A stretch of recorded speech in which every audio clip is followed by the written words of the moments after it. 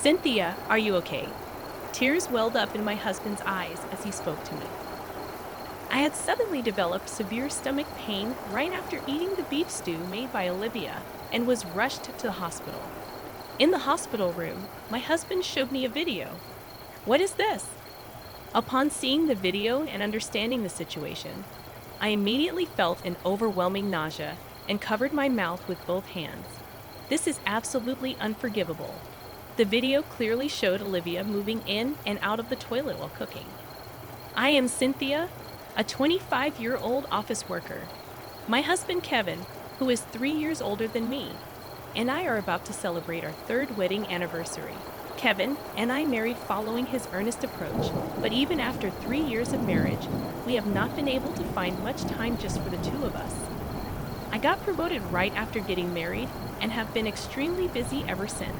Still, Kevin always says gently, I am happy just being married to you, so don't worry about it. I'm sorry, Kevin, and thank you.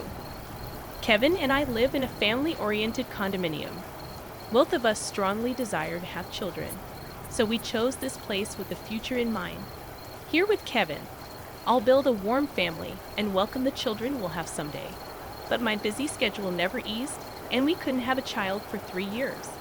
Then one day, as we were eating dinner as usual, Kevin spoke to me with a serious expression. Hey, I got promoted. I think my salary will increase significantly, so if it's okay with you, Cynthia, how about you quit your job and become a housewife? Let's seriously think about having children. I was surprised by the sudden suggestion. A promotion? That's great. Yeah, I've been thinking about children too. I want to start preconception care seriously. And so, our journey into preconception care began. However, it turned out I had difficulty conceiving. And even after 6 months of preconception care, we still hadn't been blessed with a child. I'm sorry. It seems like it didn't happen this month either. And don't apologize, Cynthia. It's not your fault. Every time I felt down, Kevin would gently stroke my head. I'm so grateful to be married to such a kind person. Not just Kevin, but his mother Olivia has also been kind to me lately. Hearing that we were having trouble conceiving, Olivia started visiting us occasionally. She began living alone in an apartment near her home after my father-in-law passed away a few years ago. Olivia, who dotes on her only son Kevin excessively, has been good to me since the beginning of our marriage. Olivia brings over lots of side dishes, saying, You need to eat nutritious food. Rest up, Cynthia. I'm alone and free, so don't worry about me. I have to take care of Kevin's wife, and she even prepares meals for us. Moreover, Olivia says, I don't want to impose on Cynthia and never stays to eat with us. No matter how much I invite her, Olivia is such a kind person. Kevin must have grown up with that kindness. I couldn't be more grateful for this blessed environment. Then one day, I was feeling under the weather and lying on the sofa as dinner time approached.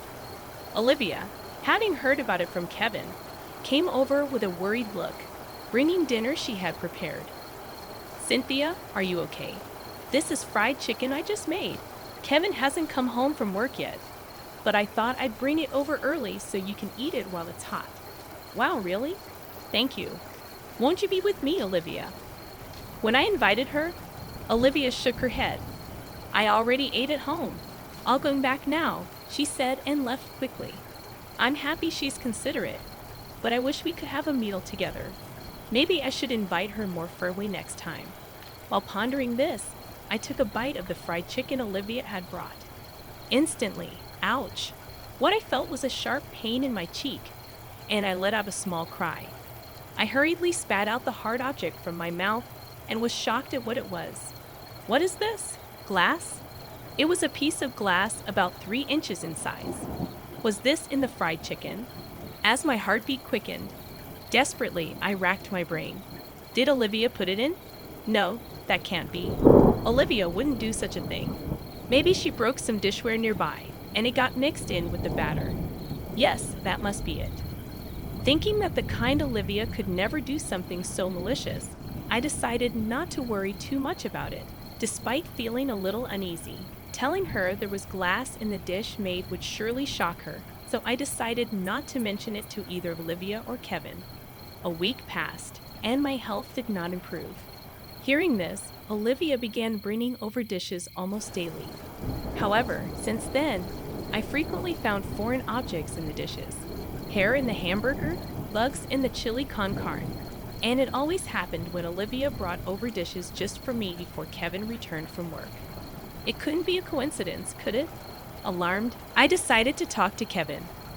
You know, I'm hesitant to say this, but sometimes there are things like glass shards or bugs in the dishes Olivia brings over. It only happens when she brings dishes just for me. At first, I thought it was a coincidence, but it's happening too often. Kevin looked utterly surprised as I spoke. Mom, she seems to like you, Cynthia, and doesn't look like someone who would harass. But now that you mention it, she's been complaining about her forgetfulness lately. Could she have started developing dementia? Saying this, Kevin seemed lost in thought. I like Olivia too and don't want to suspect her, but it's scary since it involves food. I've been feeling unwell lately, which makes me even more worried. Yes, I have been feeling unwell since then. Feeling unwell. Haven't you been late on your period this month? Could it be that you're pregnant? Kevin's words made me realize. That's true. I'll go to the hospital tomorrow. Saying this, I was visibly unsettled, and Kevin gently stroked my head. I'll talk to Mom about it tomorrow. I have the day off. If she really might have dementia, we need to think about what to do. Don't worry, Cynthia, okay? Thank you, Kevin. So I left the matter with Olivia to Kevin and decided to visit the hospital the next day. The delay in your period hasn't been long enough to confirm pregnancy yet, but your symptoms are similar to early pregnancy nausea. Please take care not to strain your body too much, said the doctor at the hospital. I returned home, my heart fluttering with hope. I might be pregnant. If that's true, it's finally happening, though it wasn't confirmed yet. I was somewhat elated, unaware of what was to come next. When I got home, Kevin was sitting on the sofa with a troubled look. Mom might be starting to develop dementia. She doesn't remember anything about the foreign objects in the dishes. I'm thinking of taking her to the hospital soon, he said. Hearing this, I felt a mix of relief that Olivia wasn't doing it intentionally and concern that she might have dementia. I installed a caregiving monitoring camera at Mom's house today. This way, we can respond immediately if anything happens to her, Kevin continued. That's good to hear. It eases my mind a bit. I'm mostly at home, so I'll try to keep an eye on it as much as I can, I replied. I missed the chance to tell Kevin about the possibility of being pregnant as I saw him looking downhearted about Olivia. Well, it's not confirmed yet. It's better to report it once I'm sure, I thought. Then, the next day at noon, the doorbell rang. When I looked through the monitor, there was Olivia standing at the front door, holding a large pot. What are you doing with such a big pot? I hurriedly went to greet her. Olivia looked down apologetically. Cynthia, I heard everything from Kevin about foreign objects mixed in dishes. I don't know how to apologize, she said. It's okay. It wasn't intentional, and I noticed everything before swallowing, so there's no harm done to my body. Please don't be too hard on yourself, I reassured her. As I said this, I thought I saw Olivia's eyebrows twitch slightly. I made this beef stew as an apology. You haven't had your period, right? In case you're pregnant, you need to eat nutritious food. I put lots of healthy ingredients in it, so eat up, Olivia said, handing me the pot. Wait, how did you know I haven't had my period? Did Kevin tell you? I asked. Ah, yes, that's right. Kevin sent me a message about it yesterday. Olivia replied hurriedly, almost as if she was in a rush. Thank you, I said, feeling uneasy as Olivia left. I placed the pot Olivia gave me in the kitchen and served myself some beef stew. It was just about lunchtime, so I thought it was a good time to eat.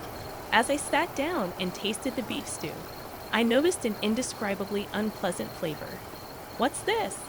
Could it be a mistake in the seasoning? I wondered. But I couldn't just throw away the beef stew Olivia had made, so I managed to finish the serving I had dished up. However, by then, the strange taste of the stew had made me feel quite ill. As I was washing the dishes, Suddenly, I felt a sharp pain in my stomach and doubled over on the spot. What is this? Could the beef stew have been spoiled? The pain intensified over time, and I broke out in a cold sweat. Unable to endure it any longer, I called an ambulance with trembling hands.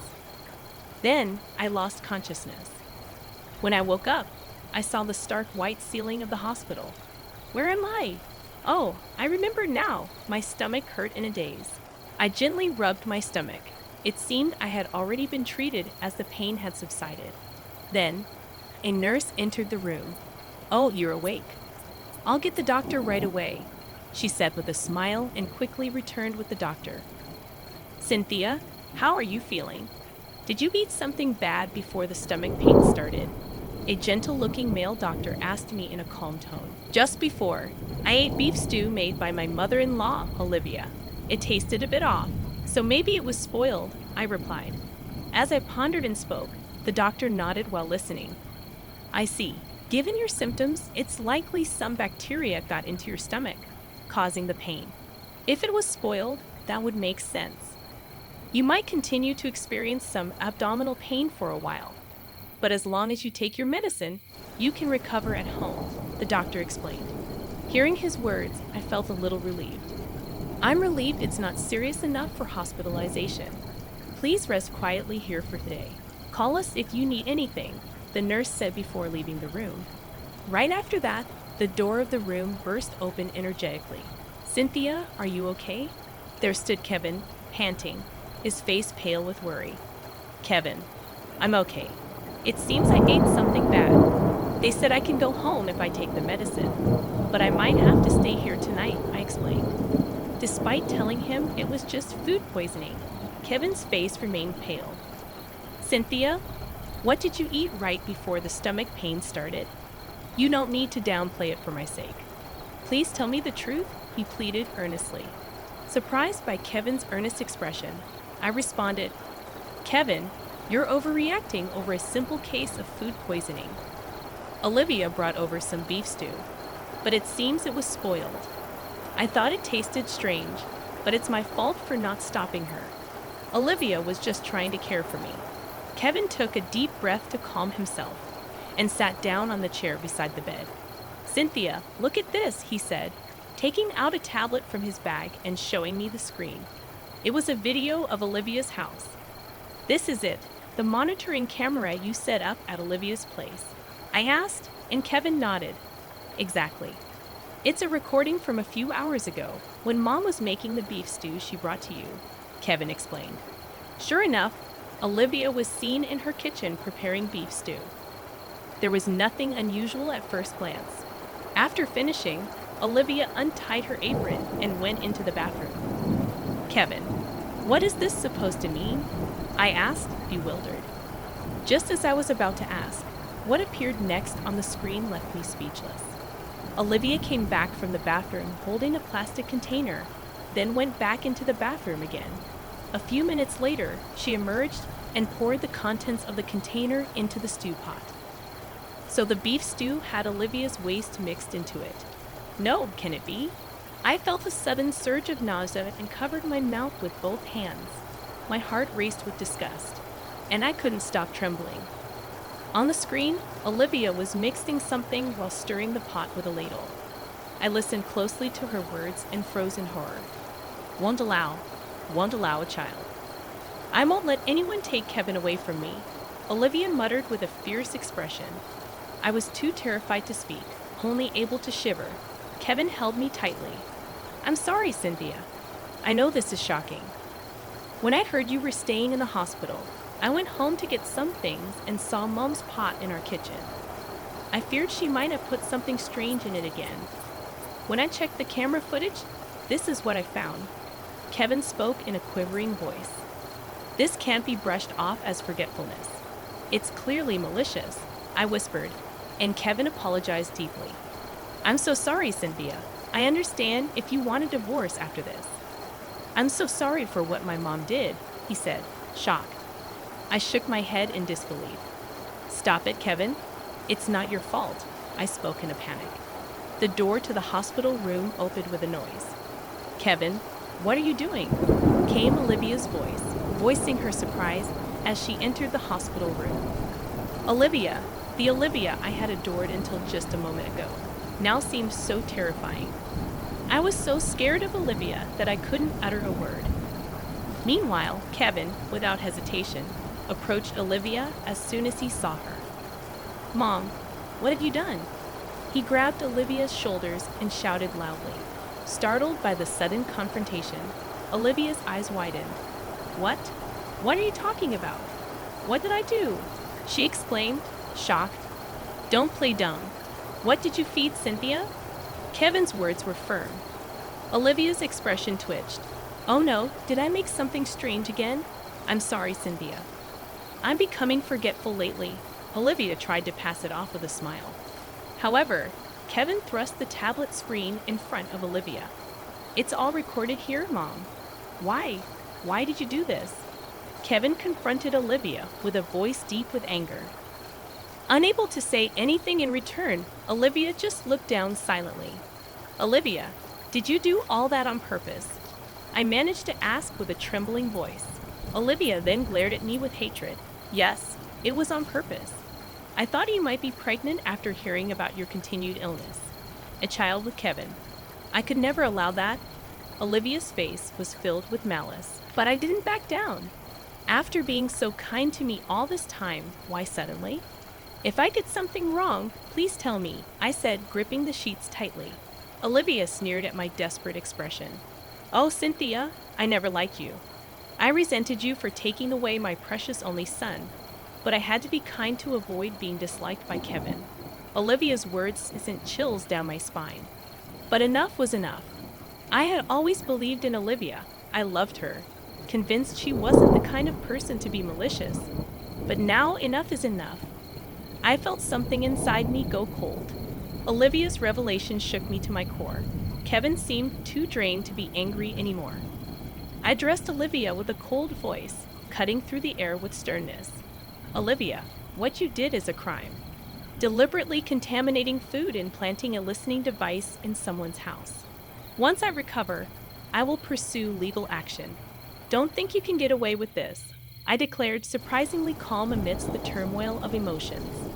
The anger and fear towards Olivia, the sadness of being betrayed, it all seemed irrelevant now.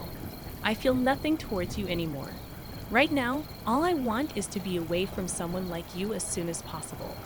I will hire a lawyer, so communicate through them from now on," I continued, unmoved by Olivia's shocked expression. "Wait a minute, a crime? Am I going to be arrested? It's ridiculous to sue me for this." "What do you mean?" Olivia's eyes widened in disbelief, trying to downplay her actions. "Your actions have caused real harm to my body. There's evidence. Don't think you can talk your way out of it," I asserted firmly. As I spoke, Olivia grabbed Kevin's hand, trembling. That's it, his true nature. "She's the kind of woman who bullies an old lady. Scary, isn't it? I did everything thinking of you, Kevin. You understand, don't you?" Olivia appealed with a seemingly gentle smile, but Kevin's response was firm. "What are you talking about? The scary one is you, Mom. And what you did wasn't for me. It was all for yourself. You hurt someone important to me for your own sake. I never want to have anything to do with you again. Let's cut ties," Kevin said, shaking off Olivia's hand decisively. "Kevin, I'm sorry. It was all my fault, please." "I have no one but you," Olivia cried out, banging on the door in the hallway. Soon, security came due to the commotion and took Olivia away. Afterwards, my health quickly recovered, and I was able to return home safely upon discharge. We submitted the camera footage to the police, and an investigation began immediately. The listening devices in our house were found, leading to Olivia's swift arrest. Rejected by Kevin, Olivia seemed to have suffered a mental breakdown, crying and wailing during the investigation. I did nothing wrong. It's her fault for trying to take Kevin away, Olivia shouted, lashing out at the officers.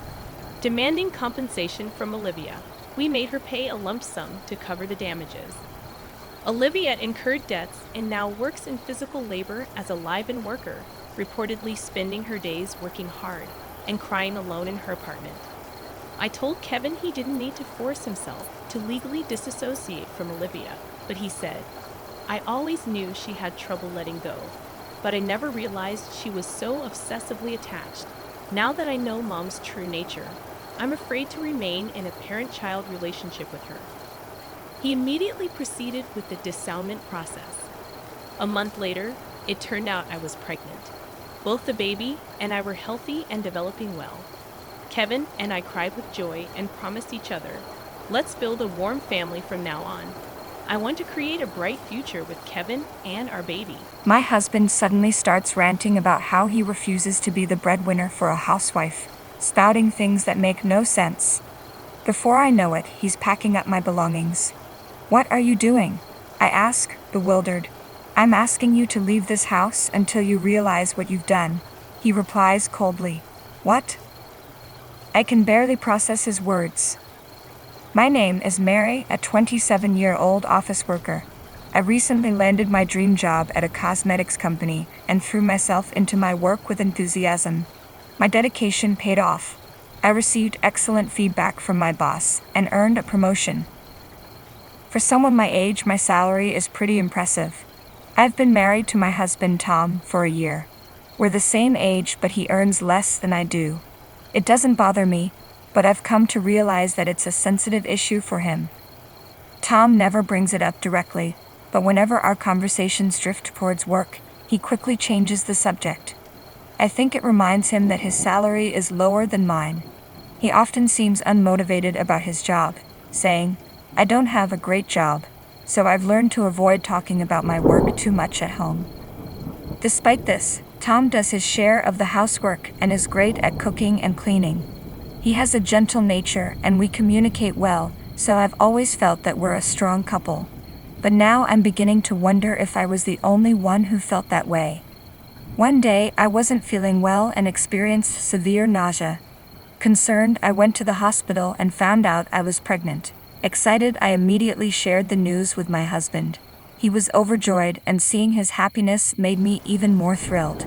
I thought to myself, we're going to build a loving, warm family. Decided to take maternity leave about 6 weeks before my due date, wanting to give myself time to rest since it was my first pregnancy. However, around that time, I noticed a subtle change in my husband's attitude. When he came home one evening, I greeted him with a smile. Welcome home. He looked at me lounging on the sofa and remarked, relaxing on the sofa again, huh? You've got it easy. His tone surprised me. At first, I brushed it off, assuming he was just stressed from work. But as the days passed, his attitude toward me grew colder and more distant. Hey, where's my dinner? Sorry, I'm not feeling well today, so I picked up some pre-made food from the supermarket. What? You've got to be kidding me. After a long day at work, you're serving me supermarket pre-made food. His sudden outburst caught me off guard, and I was too exhausted to argue. Some days I felt so sick that I could barely do anything. Even the smell of food made me nauseous.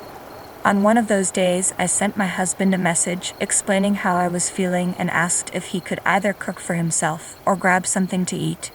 He didn't respond, but I saw that he'd read the message, so I assumed everything was fine. I crawled into bed and fell asleep for a few hours. When I woke up, it was midnight. I got up to go to the bathroom and noticed the light was on in the living room, with voices drifting from inside. Curious, I walked in and was surprised to find that my husband had brought some of his colleagues home with him. Oh, look, the selfish princess has finally woken up, one of his colleagues said with a smirk. Another added, sorry to disturb you. I greeted them politely, but I was shocked. I quickly pulled my husband aside into the hallway. What's going on? Why would you bring people over this late? He shrugged. What's the big deal? We went out for drinks, and when that wasn't enough, I invited them back here. You know I'm pregnant, right? I said, trying to keep my frustration in check. So what? I'm not asking you to do anything risky. But could you please consider the impact this is having on my mental health? What? You're overreacting. If you had cooked dinner, I wouldn't have needed to go out for drinks with them. so you're the one responsible for me bringing them home. His reasoning made no sense to me. If you have so much energy, why don't you make something to eat and serve it to everyone? I can't, I'm still feeling sick. You're just being selfish. You're ruining the fun for everyone. Go back to your bedroom and get some rest. With that, he turned and went back into the living room. I couldn't take it anymore. Frustrated, I decided to move back to my parents' house. I explained the situation to my obstetrician and asked if I could give birth near them. Fortunately, she knew an obstetrician close to my parents' place and promptly provided me with a letter of introduction. I left a note on the table saying, "I'm going home for a while to give birth." My husband immediately started calling and messaging, but I chose to ignore him. About a week later, I received a message from him saying, "I'm sorry. You can stay at your parents' house and rest before the birth." Although I still hadn't forgiven him, I was relieved to hear his apology. I stayed at my parents' house and it made a huge difference. I felt much better.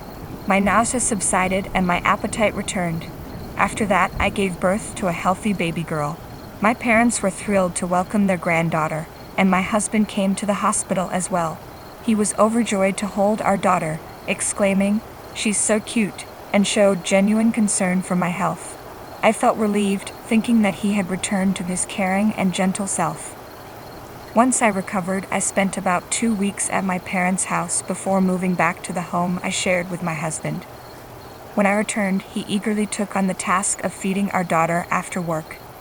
Initially, he was very involved, helping with diaper changes and bath times. His enthusiasm and support were incredibly encouraging. I felt relieved, believing that my husband and I would be able to live together harmoniously once more. However, about 2 months after our daughter was born, his attitude began to shift again. It seemed to be related to our baby's increased nighttime crying. Until then, she had been sleeping soundly, but now her cries were frequent and disruptive, waking us up regularly throughout the night. The lack of sleep began to take a toll on my husband, who became increasingly stressed and less supportive with childcare. He even said, "I'll sleep on the couch," and left me to handle everything on my own. Additionally, he started coming home late from work, which only deepened my mistrust and concern about our relationship. Once I saw him acting this way, I began to notice many other things about him. I started expressing my frustration about his lack of involvement in raising our child. My husband appeared increasingly stressed, and one day he made a startling comment. "Who do you think is providing for you?" "What?" I asked, confused. "It's because of me that you're able to stay home and live comfortably. You should show more respect for your husband." I was taken aback. "I appreciate that you were supportive in the beginning. But lately, when our daughter cries, you just brush it off and say, 'Hey, she's crying,' without offering any help." "No, that's not what I'm talking about," he snapped. "What do you mean by silly?" I asked, puzzled. "I'm the boss in this house and you're showing me disrespect." "I don't understand what you're referring to," I said, genuinely confused. "I'm the one who earns the money, so you need to show me more respect." He then began to say things that didn't make sense, like, "I'm not going to be the breadwinner for a housewife." Without warning, he started packing up my belongings. "What are you doing?" I asked, bewildered. "I'm asking you to leave this house until you regret what you've done," he said as he hastily stuffed my clothes into a bag and tried to force me out. "Fine, I'll go. Just let me pack my things myself," I responded, starting to fold my clothes and place them in my bag. Once I was done packing, I picked up my daughter and saw him throw my box out the front door. "Come back when you've had time to reflect on your actions," he said, and then he locked the front door behind him. Left with no other option, I returned to my parents' house. After leaving my daughter in my mother's care, I went to the city office to pick up the divorce papers. The next day, I went back to my husband's house and rang the doorbell. "Oh, you're back already? I suppose you've realized you can't manage without me. All I need is for you to show me you're sorry. If you get down on your knees, I might forgive you." my husband said with a smirk. Ignoring his demands, I pulled the divorce papers from my bag and handed them to him. What? Divorce papers? Why? I thought you were sorry, he exclaimed, confused. After everything you've said and done, I have nothing to apologize for. I haven't done anything wrong. I can't stay married to you any longer, I replied firmly. My husband was clearly taken aback, not expecting me to follow through with the divorce. He then said something that made little sense. But you're okay with this. It's going to be tough for you as a single mother. You don't even have a job. How will you support your daughter? What are you talking about? I didn't lose my job, I replied. What? You've been home all this time. I thought you quit because you got pregnant. Oh, so that's what you've assumed. Who said I quit my job? I'm just on maternity and childcare leave. What? It seemed my husband believed that women automatically quit their jobs after giving birth. Oh no, I thought you had become a stay-at-home wife, he said, realizing his misunderstanding. Oh, I see. So you thought you could one-up me, I said. My husband's face went pale with shock. It was clear he was deeply hurt. He had always been proud, and when we were both working, my higher income seemed to bother him. I guess he just assumed I had quit my job rather than being on leave. I was thoroughly disgusted by his behavior. Husbands and wives should be equal, I told him. I'm exhausted from dealing with your inferiority complex. I never cared about who made more money. Realizing the gravity of his actions, my husband broke down in tears and pleaded, I'm sorry. Please don't divorce me. But by then it was too late. I asked him to sign the divorce papers and left the house.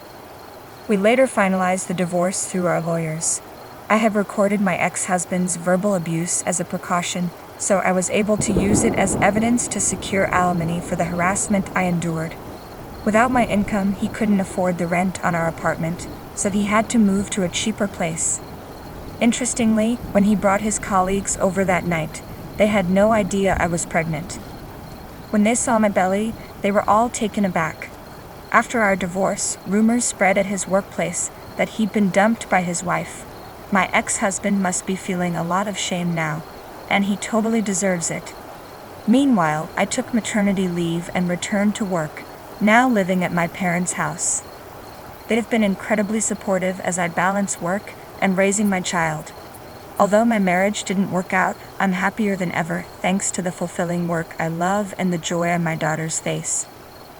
I'm committed to my career and excited to watch my daughter grow up. Thank you for watching. If you enjoyed this, please subscribe to the channel. See you in the next video. When I returned home from our week-long honeymoon, strange noises greeted me as I walked through the door. Anxiety set in. I feared that the house might have been broken into while we were away.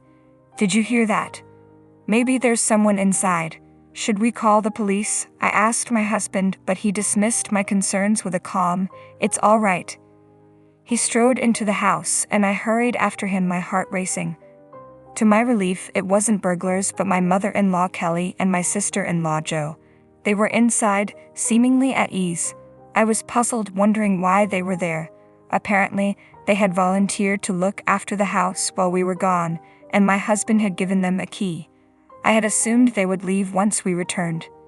It's getting dark. If you don't go home soon, you'll be out of time, I suggested, hoping they'd take the hint. Instead of leaving, I settled in, commandeering the living room and even taking a shower without asking. I hoped they would depart the next morning, but when I came home from work, they were still there. Unable to tolerate the intrusion any longer, I asked my husband to ask them to leave. His response shocked me.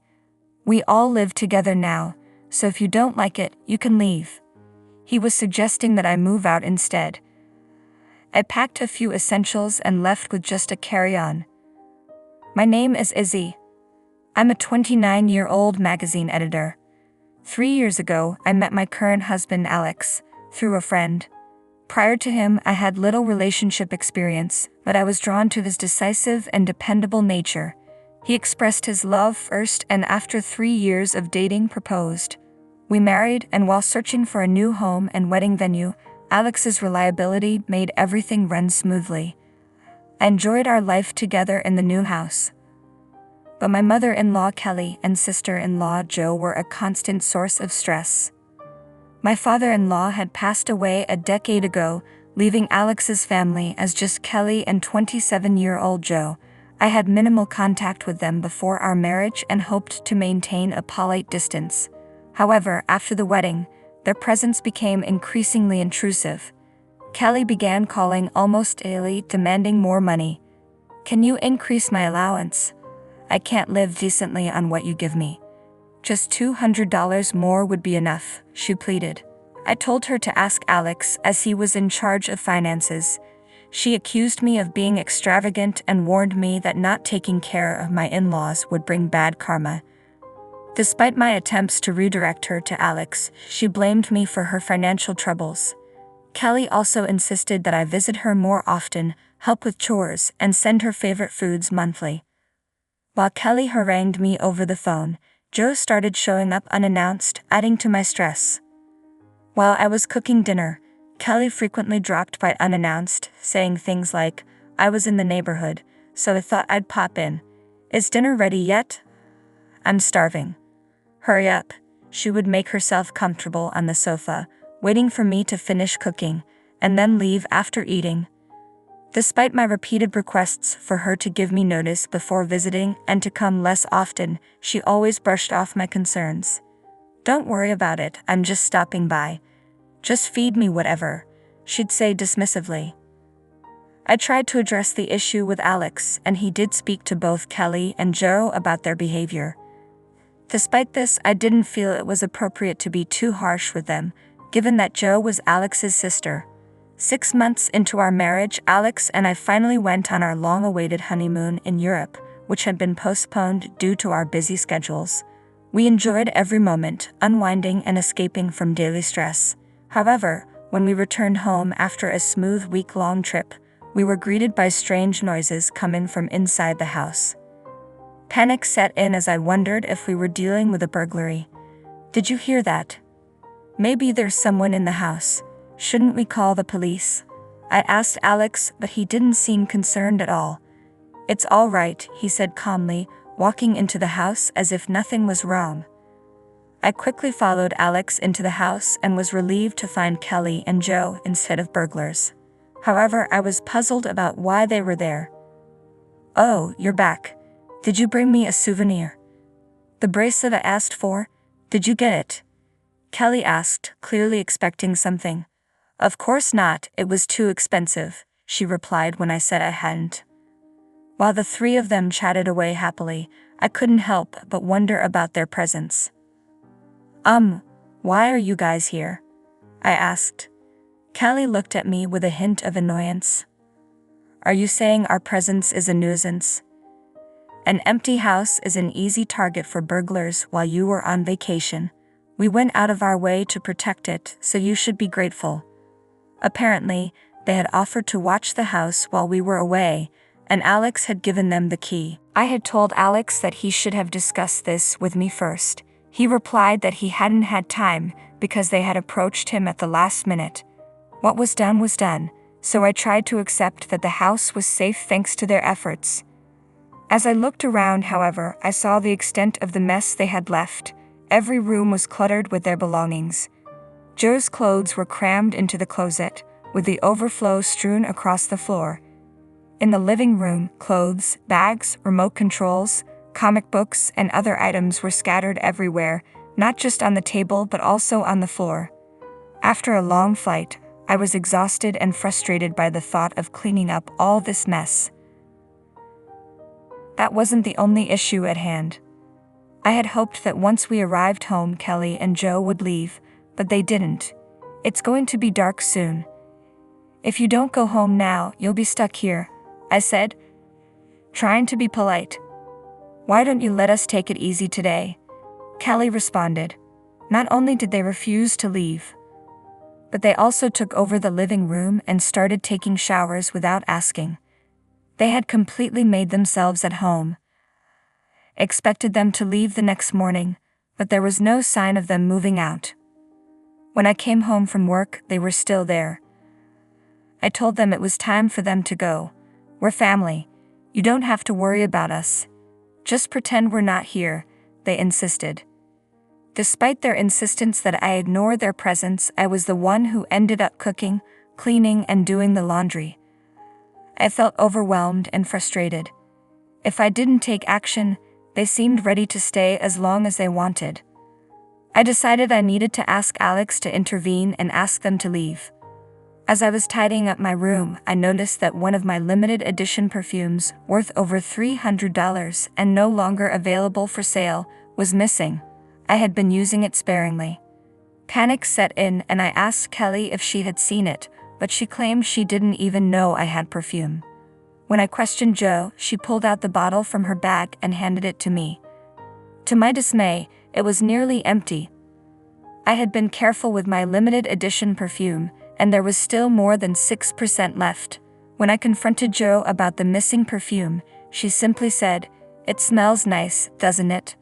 My friend liked it too, so I lent it to her. She'd offered no apology, and my frustration boiled over. Why did you use it without asking? What you're doing is theft. Didn't you learn that stealing from others is wrong? I demanded. Jo brushed off my anger. I only borrowed it for a moment. Why are you overreacting? If you're so concerned, just take back what's left. If you borrowed it, then give me back what you used, I insisted. Fine, but since it's already used, I'll only give you half the money, she retorted. I don't want the money, I want the perfume back, I said firmly. Jo rolled her eyes. You're so unreasonable over a bottle of perfume. I know the brand and it shouldn't be that expensive. She checked the price on her phone and was taken aback. Holy cow, why is it so expensive? Are you really going to spend $300 on perfume? If it's that important, maybe you should have mentioned it. Seeing her reaction, I felt even more disheartened. It's valuable to me, and I only used it inside the house. I never imagined I'd have a relative come into my room and use my things without permission. As we'd argued, Alex walked in. What's all this fuss about? Alex, she used my perfume and called me a thief, I said, leaving Jo in the living room while I explained everything to him in the bedroom. I'm at my limit. I need you to ask them to leave. Don't get so worked up over something minor, Alex replied dismissively. Also, I haven't mentioned that they're going to be living with us here. My jaw dropped at his unexpected announcement. My mom's house was old and falling apart, so she was considering repairs or moving. We have extra rooms and it's more cost-effective for her to stay here. We decided to live together. Why didn't you talk to me about this? Do you own the house alone? I'm paying the mortgage too. Don't blame me, my mom decided to sell her house on her own. I protested. Alex's response was blunt. We're living together now, so if you don't like it, you can leave. His decision, made without my input, and his suggestion that I leave left me feeling distant and hurt. I realized my feelings for him were fading. I understand, I said quietly. I started packing the essentials into my carry-on case. Alex didn't try to stop me but remarked that running away after a fight was immature before walking out of the bedroom. Kelly and Jo watched with smirks as I packed, and as soon as I left the house, they locked the door behind me. I had no intention of returning. I headed to a hotel and called my boss, with whom I regularly consulted, to request a few days off. During my time off, I searched for an apartment and informed my parents that I had separated from Alex, explaining the situation. They asked what my next steps were, and I told them I planned to get a divorce. In the meantime, Alex sent me a text. If you're sorry, you can come back. Mommy and Jo both say they'd forgive you. When I called him to discuss the divorce, he initially resisted, saying, "You're divorcing me over this. You just need to put up with it a little longer." Eventually, he recognized my determination and agreed to the divorce. From that point, everything progressed smoothly, and the divorce was finalized within 6 months. I wanted to end things as quickly as possible, so we swiftly divided our assets and I handed over the house to him. We had been married for less than a year and now we were divorced. My friends and coworkers were concerned and curious about what had happened. Initially, I shrugged off their questions, unable to share the details. But as I processed everything, I became more open about the situation. When I told them the full story, their reactions were unanimous. "That's impossible." I appreciated the sympathy from my friends and coworkers. It made me feel a bit better, knowing they were supportive of my situation. After moving out and living alone, I threw myself into work with renewed intensity. Instead of spending time on household chores, I took on 3 times as many projects as usual and even helped out colleagues who were overwhelmed. My boss noticed my dedication and expressed concern, but as I immersed myself in work, the memories of my difficult times resurfaced and I began to blame myself. Despite being grateful for the distraction work provided, Alex called me about 5 months after the divorce. I had left most of my belongings behind when I moved out, so I answered the phone thinking it might be about that. Alex started by asking what I was doing and if I was living alone. His approach seemed unusual because he was typically impatient with vague conversations. I didn't want to waste time, so I asked directly why he was calling. He said he wanted to get back together. I had no interest in rekindling the relationship, so I said no and attempted to end the call. But Alex quickly interjected. "Wait, there's something I haven't told you yet." "I'm busy, so make it quick," I replied. He continued, "Can you lend me some money? I'm struggling to pay the mortgage. It used to be a joint responsibility, so I understand it's hard to manage alone." I knew the amount Alex needed wasn't that significant, but he explained that he had been expecting a raise a few months ago that never materialized. He had also been informed that his performance wouldn't warrant any future increases. Faced with this, he decided to look for a new job, hoping for better conditions. Unfortunately, he only found a lower-paying position and had yet to secure a new role. Regardless of his situation, I wasn't willing to lend him any money. Told him not to contact me again. "You're still single, right? No one will want a middle-aged divorcee like you. You'd be better off reconciling with me," he said. I simply replied, "No, thank you," and ended the call. I couldn't understand why I had fallen for and married him. I was deeply disappointed in my own judgment. After that, Alex, Kelly, and Joe all began to harass me. Through our conversations, I learned that they believed Alex was earning a substantial income due to us buying a new house and having a lavish wedding. Since their allowance hadn't increased and Alex had refused to do so, they thought I was the one preventing it. They had been pleased to live comfortably after I left, but when they discovered Alex's salary was lower than expected, they panicked. They seemed to think that men were paid more than women, but my salary was actually higher than his. I wanted to block all of them on my phone, but Alex knew where I worked and could easily find me. I was anxious that Alex might call me at work or even show up at my office, so I answered his calls a few times. He consistently complained about Kelly and Joe spending too much money and running out of savings. They had started working part-time but couldn't make ends meet because they spent their earnings so quickly. It seemed like every conversation revolved around money. I hoped that if I told him I was in a similar financial situation, he might stop calling. I decided to use this approach the next time he reached out. That day, as usual, Alex called and said, "I need money. I don't have enough to pay the mortgage this month." I replied, "Actually, I'm planning to resign from my job soon. I've spent most of my savings, so I need some money from you. If you think I'm lying, you can check with someone at my work." Alex simply said, "I see," and ended the call. After that, he stopped contacting me. When I shared this with a friend, she informed me that Alex's situation was even worse than I had realized. He had ended up with a lower-paying job, and most of his salary went towards the mortgage. Additionally, Joe had an affair with her part-time job manager, who was married. When his wife discovered the affair, she fired Joe and filed a civil lawsuit against her. Initially, Joe claimed that the manager had pursued her and she didn't know he was married.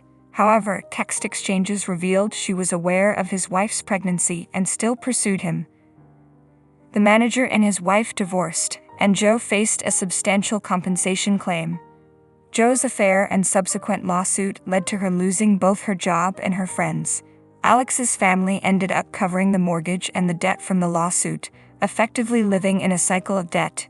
Kelly, meanwhile, complained that her friends had grandchildren while her own children were still single and struggling.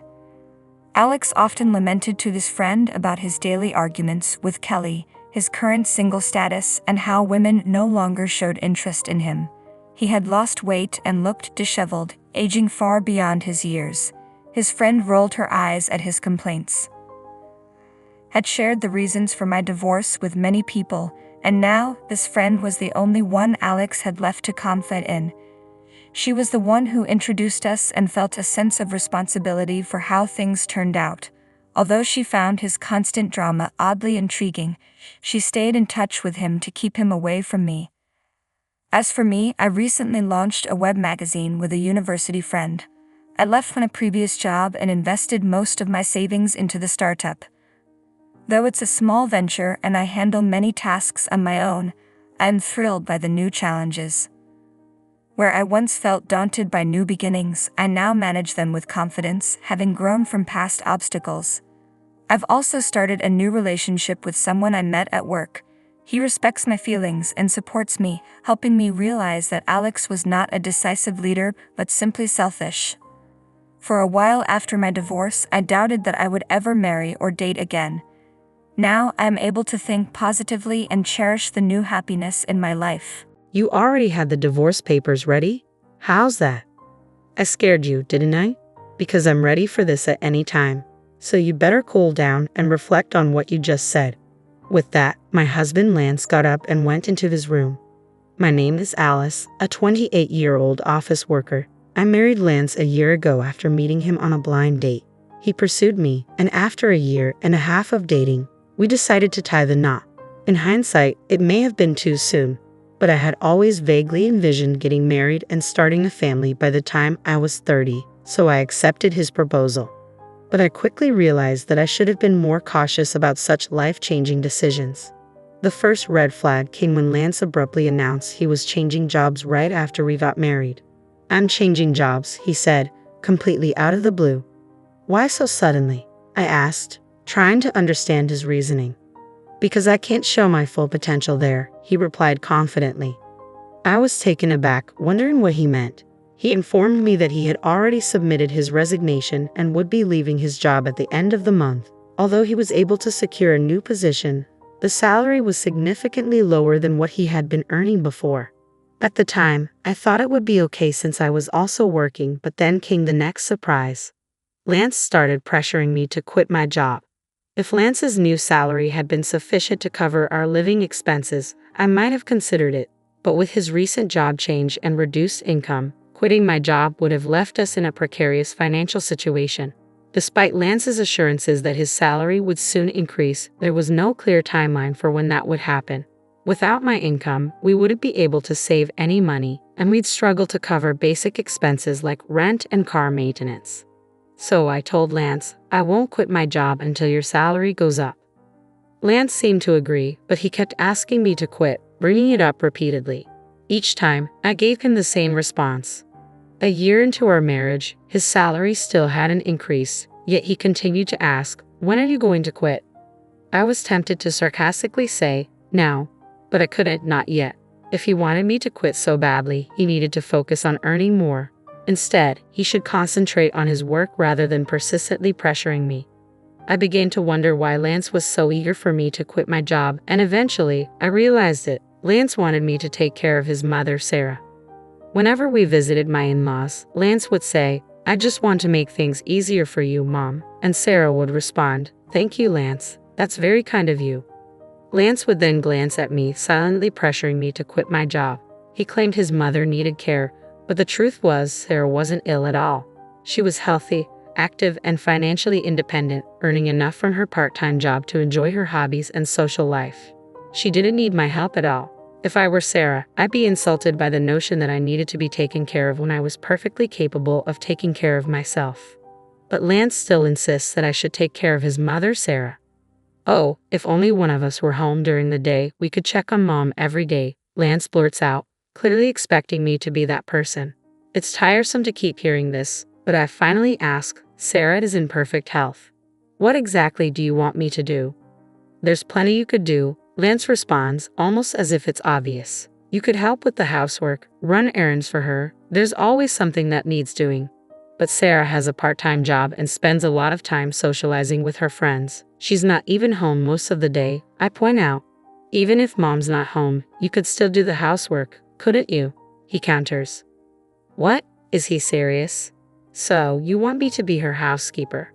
It's becoming increasingly clear that Lance just wants to look good in front of his parents, to appear like the dutiful son. If he cares so much about taking care of them, he should be the one doing the housework. I have no patience for Lance's superficial pride. Naturally, I didn't quit my job, and I certainly didn't start visiting my in-laws daily. I only went over during holidays like New Year's. Thinking back, Lance has always been like this when we visit his parents. He would order me around, telling me to clean up, help Mom, or see if there's anything we need from the store. But I never took the initiative to do these things. When I'd push back, saying, "Don't you know this area better than I do?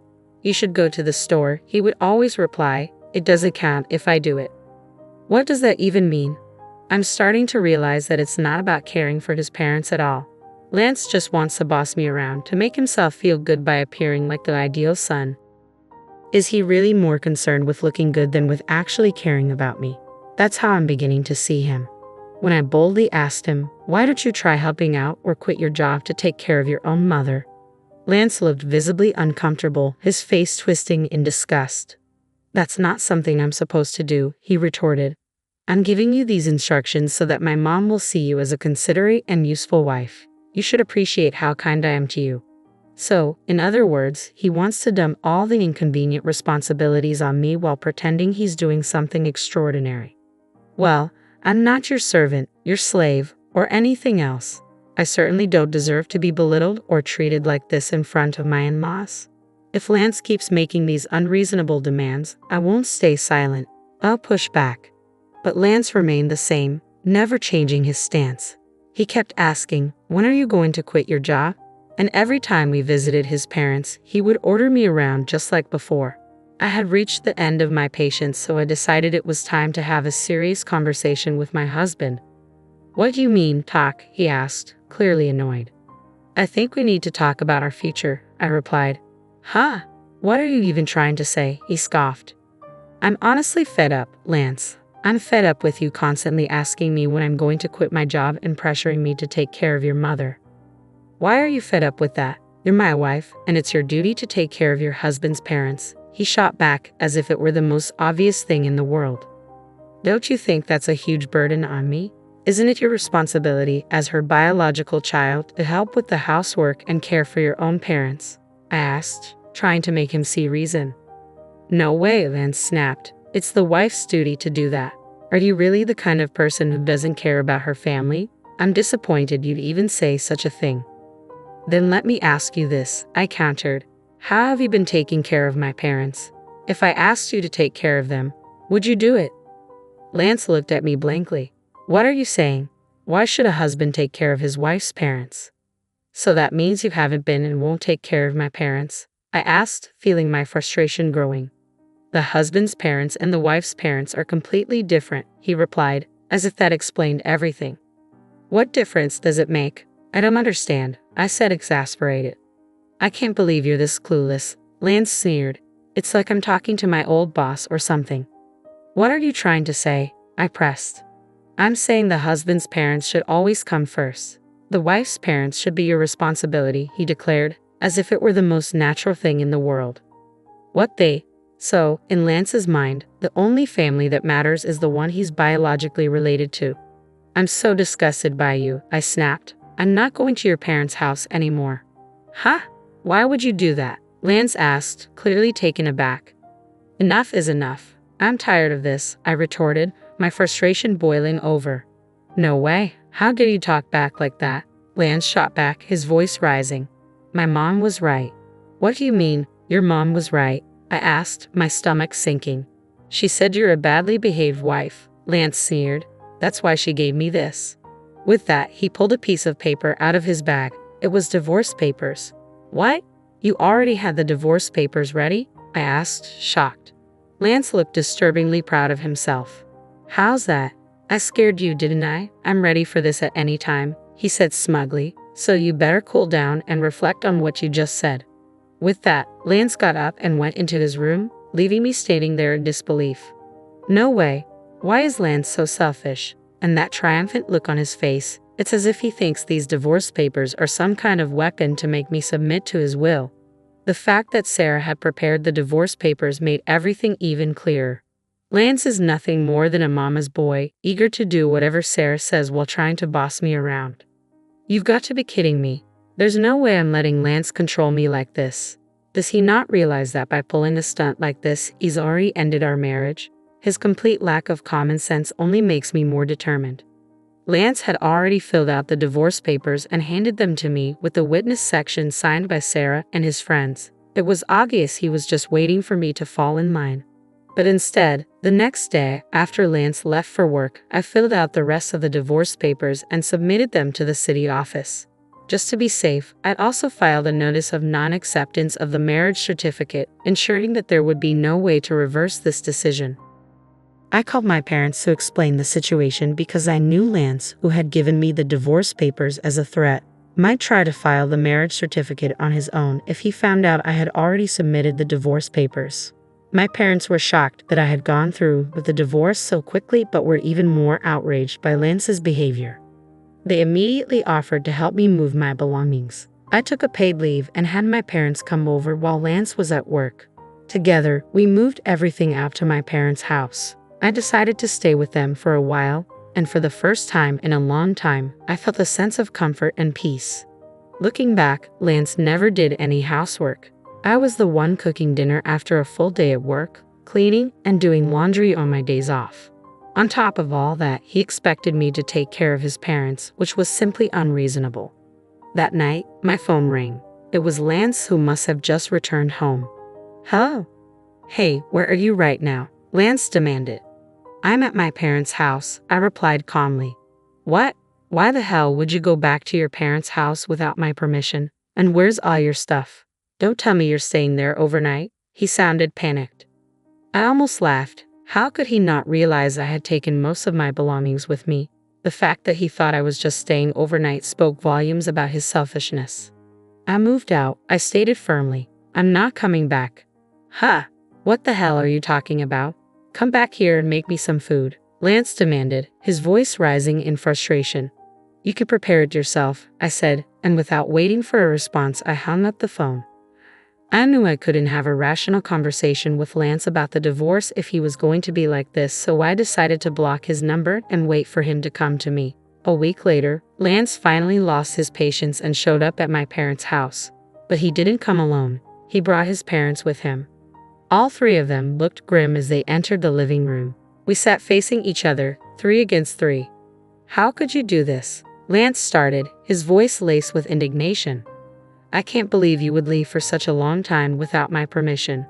That's because you were treating me like your personal housekeeper, I replied calmly. All I asked was for you to take care of my family. Lance shot back as his parents, especially Sarah, glared at me. Don't twist things to suit your convenience, I countered. You've been forcing me to handle everything you don't want to deal with. I've told you over and over, that's not what I meant. Lance insisted, but his words rang hollow. Sarah jumped in, her voice sharp. What kind of wife are you? Lance has done so much for you. My father, who had been sitting quietly, began to tremble with anger. Sensing that he might lose his temper, I spoke up before things could escalate. Lance told me to quit my job and take care of Sarah. He said it was my duty as his wife, I explained. But when it comes to my family, he pushes all the responsibility onto me alone. In the end, Lance just wants me to obey him, take care of his parents, and let him take credit for it. He even told me that his parents were more important than mine, and that they should always be the priority. I could see the surprise on my father-in-law Robert's face. He looked at Lance, clearly taken aback. It was evident that Robert hadn't heard any of this before. And to top it off, I continued, Lance suddenly pulled out divorce papers, claiming it was Sarah's idea. What? Robert turned to Sarah, his tone questioning. Did you really suggest that to Lance? Sarah hesitated, flustered. Well, it's just that Alice has been so difficult. And did you really say that Alice's parents aren't a priority? Robert pressed. Lance stammered. Well, it's just normal for your own parents to come first, right? Don't be ridiculous, Robert snapped. I came here because I thought you were facing unreasonable hardships, but from what I'm hearing, you're the one at fault. Don't be a coward and try to use your parents' influence to get your way. Lance shrank under his father's rebuke. Robert had said everything I had wanted to say to Lance and more. He then turned to me and my parents, offering a sincere apology. I'm sorry, Alice, he said, his voice full of regret. And to you both as well, he added, nodding to my parents. I am truly sorry for the trouble my foolish son has caused you, Robert said, his voice heavy with regret. I will give him a strict lecture. Robert, you're not at fault here, I replied gently. Please don't blame yourself, and thank you for your kind words. I took a deep breath, but there's one more thing I need to say. Lance, sensing something serious, asked, What do you mean? The divorce papers you gave me, I began. I've already filed them. We're no longer married. What? No. Lance and Sarah both turned pale, shock washing over their faces. How could you do that without my permission? Lance sputtered. You told me I could file them whenever I wanted. I reminded him, my voice steady. You even had Sarah sign the witness section for you. Lance stammered, but that was just to scare you. Robert's face darkened with anger as he turned to his son. So you used it to threaten her. I spoke up, echoing Robert's frustration. Exactly. He thought he could intimidate me. How could you be so foolish? Robert snapped, his patience finally snapping. He struck Lance on the cheek, causing Sarah to gasp in shock. I'm sorry you had to witness that, Robert said, turning back to me, his voice filled with remorse. You were right to divorce this idiot. I apologize on Lance's behalf for ruining your marriage. Robert then grabbed Lance by the collar and demanded, You and Sarah better apologize too. They both muttered apologies before Robert led them out of the house. I felt a wave of relief. Robert had saved my parents from losing their temper, and later he ensured that all of Lance's property went to me in exchange for no alimony. Lance didn't dare defy his father, so I ended up with all our savings and other assets from the marriage. Though I had a higher income and was the one managing the household, Robert's intervention ensured that the division was fair, and I couldn't thank him enough.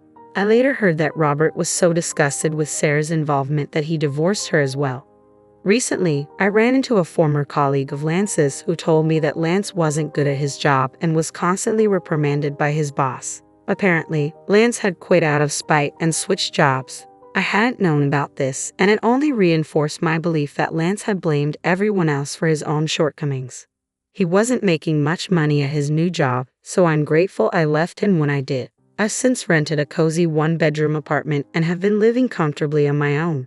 Work is going well, and I even got a raise recently. I'm not interested in relationships right now. I'm focused on my career and personal growth.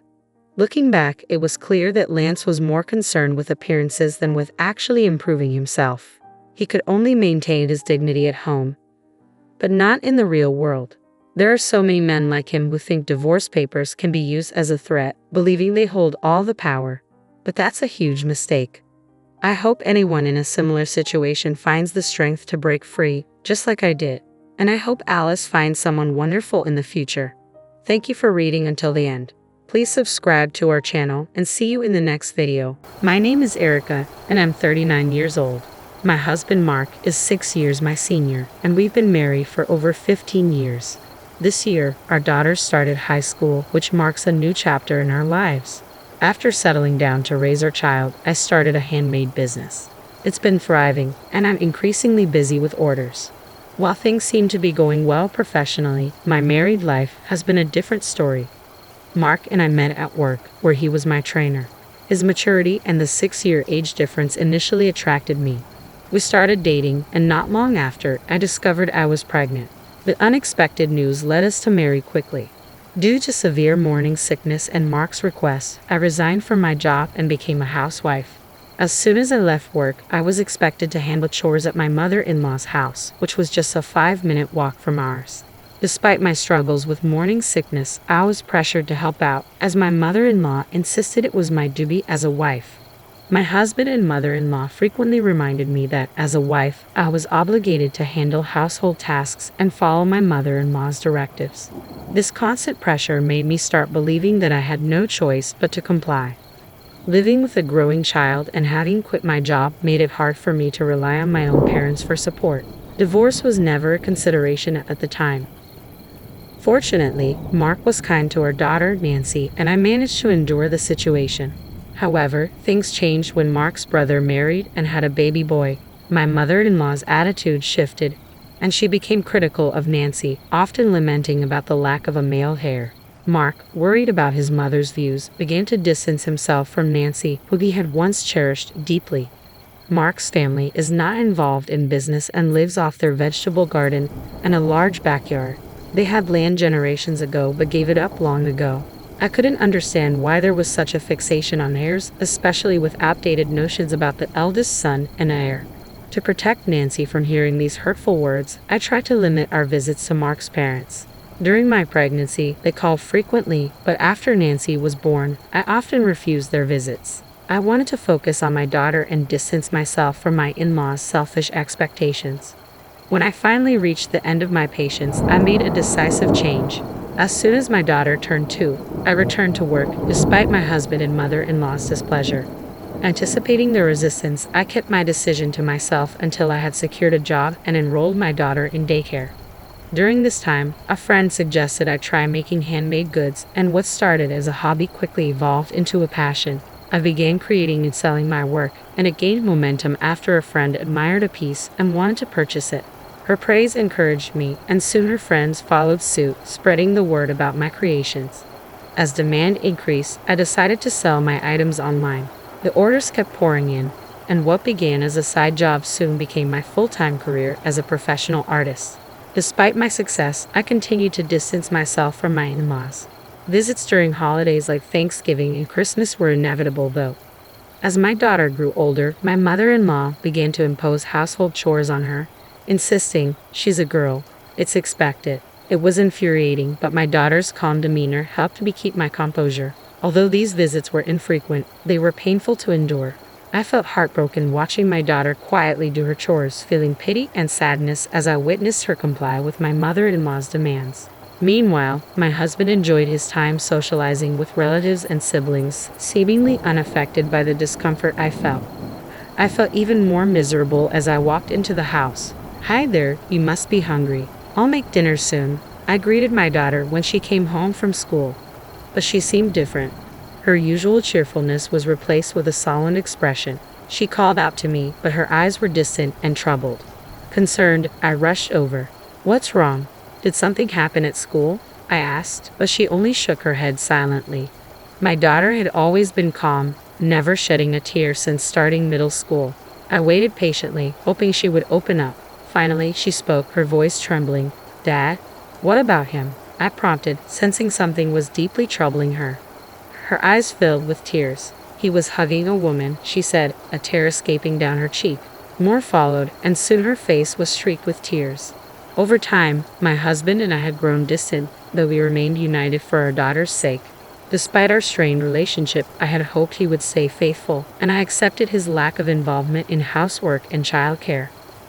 I never blamed him for that. I was determined to avoid raising our daughter in a single-parent household, so I convinced myself that our situation was tolerable. We might not smile together, but as a family of 3, we could still find moments of laughter. Now, though, my husband's betrayal was clear. My daughter's tears were a painful reminder of the love and trust that had been eroded, and I felt a deep sadness in seeing her cry about something so heart-wrenching. I felt my eyes burn with anger as I looked at my daughter. "Mom, I'm sorry," she said, her voice barely a whisper. "Why are you apologizing, Nancy?" I asked, though I could see the pain in her eyes. She remained silent, her gaze fixed on the floor. Seeing her distress only deepened my own. I felt like I was failing her as a mother. I'm sorry, Nancy. I'm just such a weak mother. If I hadn't seen it. No, Nancy, you didn't do anything wrong. I reassured her, though my heart was heavy. Her uniform was damp with tears, and her face was trembling as she clenched her fists. My own tears, which I had tried so hard to hold back, began to fall. I can't forgive him, I said softly, my resolve strengthening. Honey, can we talk for a minute? I asked my husband when he came home. I'm tired, he replied curtly, barely glancing at me. His cold tone would usually have silenced me, but today was different. I have something important to tell you, I said, struggling to stay calm. He clicked his tongue in annoyance and sat down across from me at the dining table. What's it about? What have you been up to today? Of course, I was working, I answered, though his dismissive attitude only fueled my frustration. Without warning, he slammed his hand on the table, yelling, "What are you asking me?" I took a deep breath and continued, "I saw you hugging a woman." I didn't mention that Nancy had seen it too. My husband's reaction was immediate and harsh. "So what?" he snapped, looking at me with a scowl. "What about it?" "Are you cheating on me?" I asked, my voice trembling. He laughed derisively. "What else could it be?" His mockery left me speechless, my mind reeling from his offensive demeanor. As he noticed my reaction, he looked at me with an expression that mixed disdain and curiosity. "What's wrong with that?" he asked, his tone dripping with contempt. "What do you have to complain about?" "It's an affair," I said, struggling to keep my voice steady. "You don't even care about our relationship." His response was chilling, as if it were all just a matter of fact. "We got married because you were pregnant. We stayed together out of obligation. What more do you want from me?" His words cut deep. "I've been here all this time, supporting you," he continued, his laughter bitter and victorious. When he noticed the divorce papers I had prepared, he grabbed them from me. "Divorce papers? What's this? You thought showing me these would make me listen? Nonsense. If you want it so badly, I'll sign them for you," he said with a sneer. He filled out the papers with exaggerated motions and threw them at me. "How can you even think of divorcing me? I've been taking care of you while you're not even working. You quit your job just because you had a baby. You're nothing." His harsh words echoed in my mind as I looked at the divorce papers on the floor. "You should be grateful I'm not the one asking for the divorce," he continued. "If you don't want it, don't say anything." With that, he took out his phone and began dialing. His sweet, false voice made it clear he was calling his girlfriend. I knew I couldn't confront him about it, so I stayed silent. About a month later, it was time for our annual Christmas visit to my in-laws. My husband was eager to go, bustling around to get ready. "Hey," I said, trying to catch his attention. "I need to talk to you." "Not now. We're running late," he replied dismissively. "You can talk to me at my parents' house." He hurriedly bundled me and our daughter into the car, his excitement palpable. As usual, he was the only one chatting cheerfully, while I felt the weight of our unresolved issues and his lack of respect. "Welcome home," he said as we arrived, but his words felt hollow and meaningless to me. When we arrived, my mother-in-law greeted us with a forced smile and ushered us into the living room. We exchanged pleasantries with the relatives who had arrived before us. "Oh my God, it's so nice to see you after such a long time," my mother-in-law said with exaggerated cheerfulness. Her emphasis on long time hinted at her displeasure over my recent absence. I knew she resented that I hadn't been visiting as often. "As my daughter-in-law, you need to help with the chores," she always said whenever I came over, though she never asked the same of my brother-in-law's wife. But then again, they lived far away and rarely visited. My mother-in-law directed me to the kitchen. I didn't mind helping at first, but when she also urged my daughter, Nancy, to join, I felt a pang of frustration. "No, I began, but my mother-in-law cut me off. "She's a girl, she should be able to do this," she said, her tone dismissive. At that moment, something inside me snapped. I turned to my husband, who was preparing drinks. "Honey, we need to talk." "What is it now?" he responded, irritation evident on his face. "This can't wait. It has to be now," I insisted, ignoring his annoyed expression. "Erica, let's handle this later," he said, clearly wanting to avoid the confrontation. "Let's focus on the party for now." But my mother-in-law interrupted again, concerned about how her relatives would perceive her. "You're my daughter-in-law. I have plenty of work for you," she said, trying to divert attention from the issue at hand. After scanning the room and seeing the curious glances of her guests, she muttered, "On Christmas Day, I'll make sure she and her daughter handle everything." Taking a deep breath, I stood up. holding my daughter's hand firmly. I'm done with this. I'm getting a divorce. What? What are you talking about? My husband and mother-in-law gasped in shock, their faces a mix of confusion and disbelief. I tried to ignore the chaos and focus on leaving with my daughter, but they blocked our way. What do you mean by divorce? My mother-in-law demanded, her voice rising in disbelief. She glared at both me and my husband, who was clearly caught off guard. It was evident he hadn't been expecting this revelation. I mean exactly what I said. I'm divorcing this man, I replied firmly. What? I didn't hear anything about this, my husband stammered. What's going on? You told me to go ahead and file the papers if I wanted a divorce. Well, I've done just that, I said, my tone unwavering.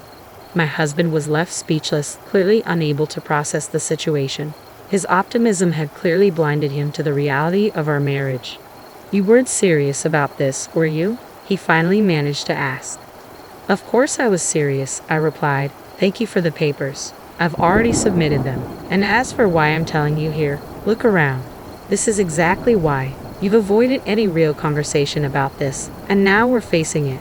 My husband's face turned red as he realized the full extent of the public humiliation he was enduring. He had avoided discussing our issues, and now the consequences were unavoidable.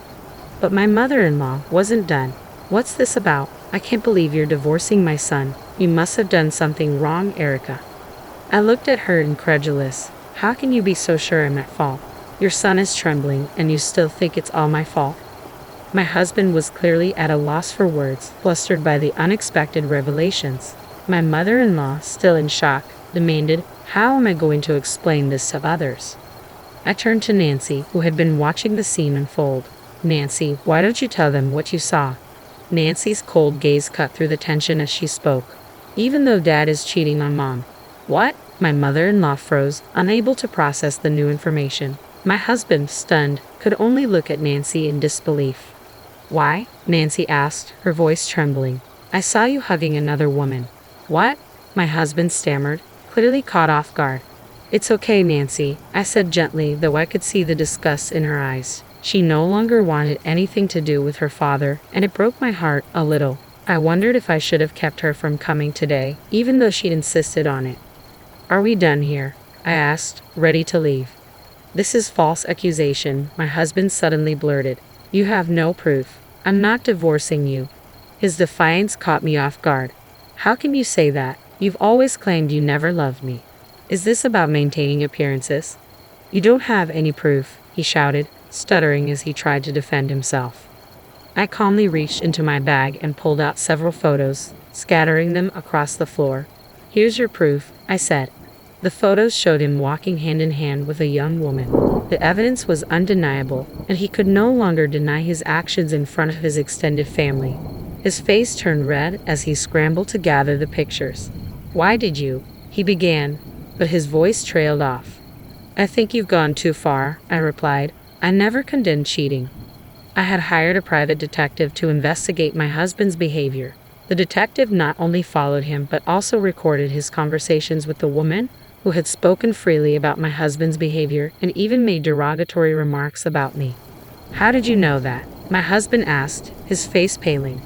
The relatives surrounding us looked on in shock, and my mother-in-law's face was one of disbelief. Mary, I'm not your son anymore, my husband said. Even if I was married to your son, I had no obligation to take care of this house, I said firmly. I'm done. From now on, please contact my lawyer. With that, Nancy and I left. I had already filed for divorce and was pursuing alimony. Although my ex-husband initially resisted, the hard evidence I presented made him concede. I also filed a claim against the woman he was involved with, and she agreed to compensate me. The scandal spread among their relatives and neighbors, causing them considerable embarrassment. My daughter and I embarked on a new chapter, free from the ties that once bound us.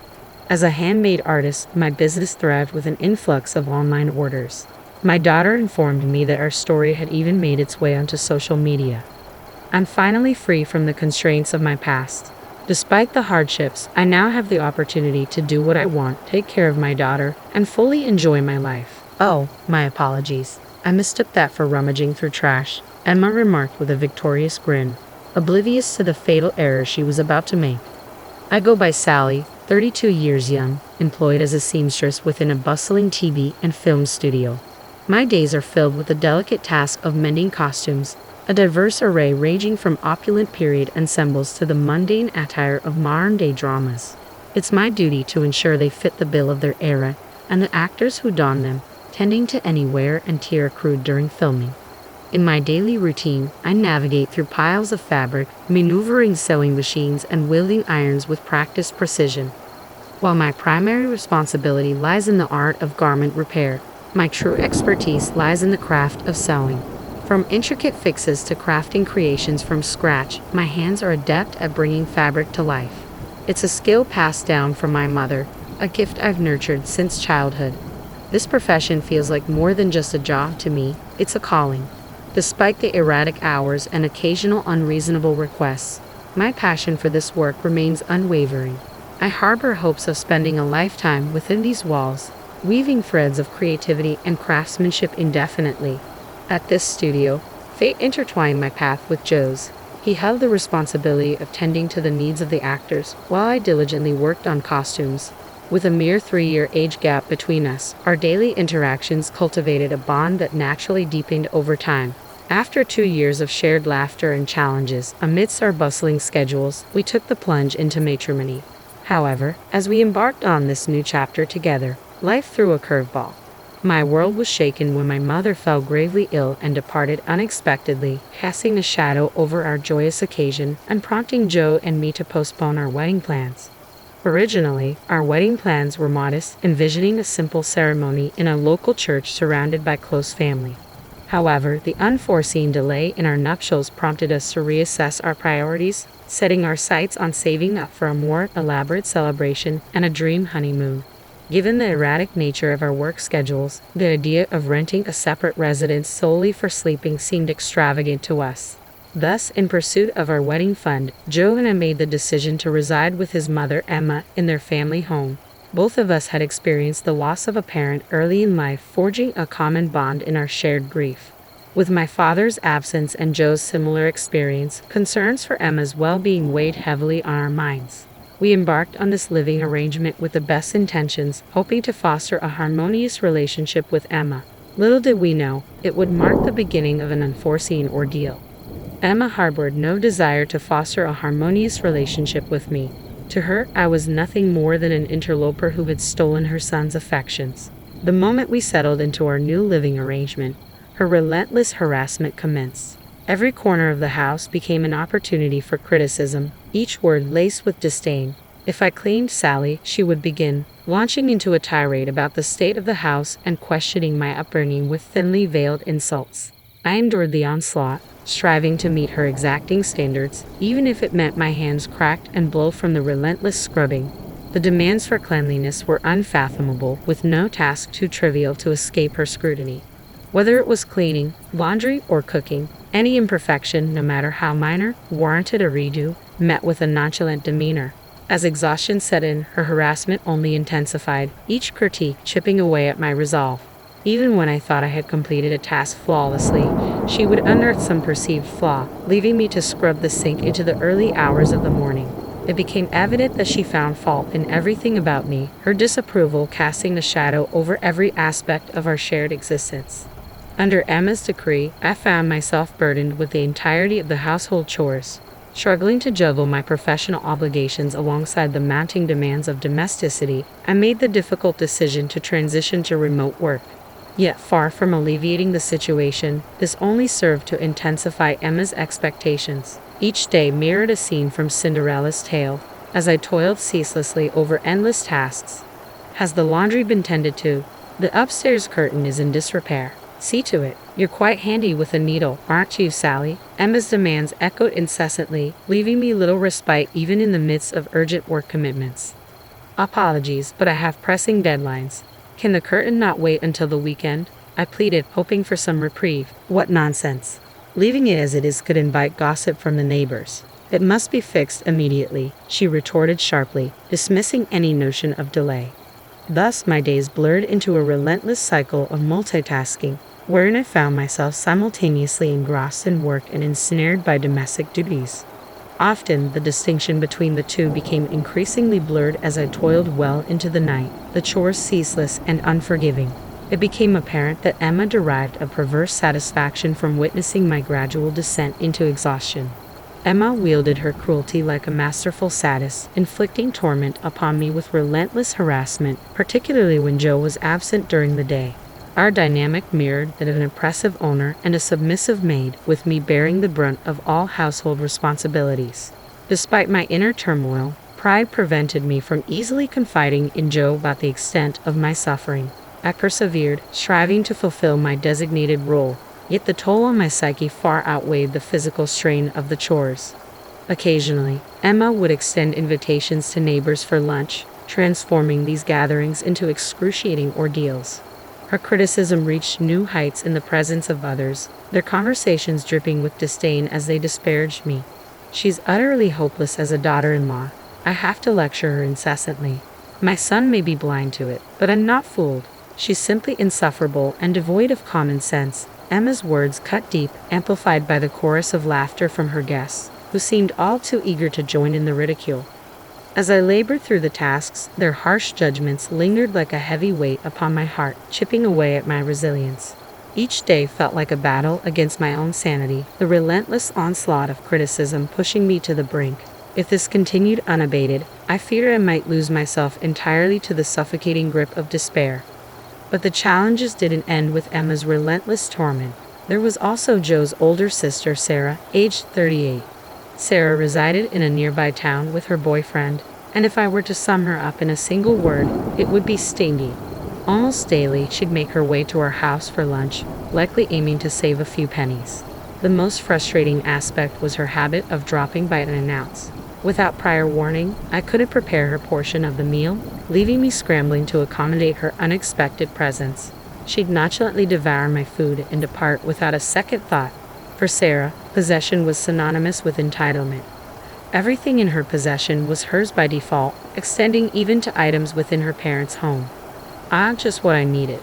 I was running low on tissues. I'll take these, she'd declare, helping herself to whatever caught her eye, regardless of its ownership. But Sarah, I purchased those for Emma, I'd protest, only to be met with a withering glare. What's the issue? You're always at home, aren't you? Just buy more, she'd dismiss, echoing her mother's callous disregard for boundaries. It's a marvel how Joe managed to emerge from such a family with his character intact. However, the greatest inconvenience arose when Sarah would pilfer ingredients meant for dinner without a word of permission. Each time, I'd be forced to abandon my chores and rush out for yet another shopping trip, disrupting the delicate balance of my already tumultuous existence. One day, I reached my breaking point. Sarah, could you please give me a heads up before taking anything? I mustered the courage to confront her. Little did I know, she promptly relayed the incident to Emma. Have you forbidden Sarah from visiting us? Emma interrogated, her accusatory tone slicing through the air. What? No, I never said that, I clarified, taken aback by the accusation. So, you're suggesting Sarah's fabricating stories? Emma's words hung heavy in the tense atmosphere, leaving me trapped between Sarah's deceit and Emma's vindictiveness. Enduring Emma's cruelty alone was a torment, but when compounded with Sarah's falsehoods, the mental strain became unbearable. One day, as I walked past the room where they conversed, their voices carried enough for me to catch their words. It's as if we have our very own maid. Isn't it wonderful? I'm envious. Send her over to my place as well, Sarah remarked, her tone laced with mockery. A maid? Am I not your daughter-in-law? I interjected, unable to contain the hurt and indignation welling within me. Though I had silently accepted the role of a maid, hearing it vocalized pierced me to the core. In that moment, something deep within me snapped. That evening, I mustered the courage to bare my soul to Joe. I've reached my limit. I've endured Emma's torment for as long as I can bear. Please, I need to find a way out of this situation. After a solemn pause, Joe's response was unexpected yet welcomed. All right, we've managed to set aside enough funds. Let's make plans to move out soon. Truly, I'll begin searching for a new place immediately, I exclaimed, tears of relief cascading down my cheeks. Unbeknownst to us, Emma was lingering just beyond the threshold of our room, overhearing our conversation. Little did we realize, this moment would set in motion a series of peculiar events, unraveling in ways we couldn't have foreseen. From that pivotal day forward, the once dreary days began to gleam with newfound hope. I harbored a singular aspiration to craft my own wedding gown, a masterpiece born from my expertise in sewing. Inspired by our conversation, brimming with determination, I wasted no time in placing a substantial order for fabric online. With unwavering resolve, I resolved to channel all my energy into bringing this dream to fruition. That was my newfound purpose, my unwavering commitment.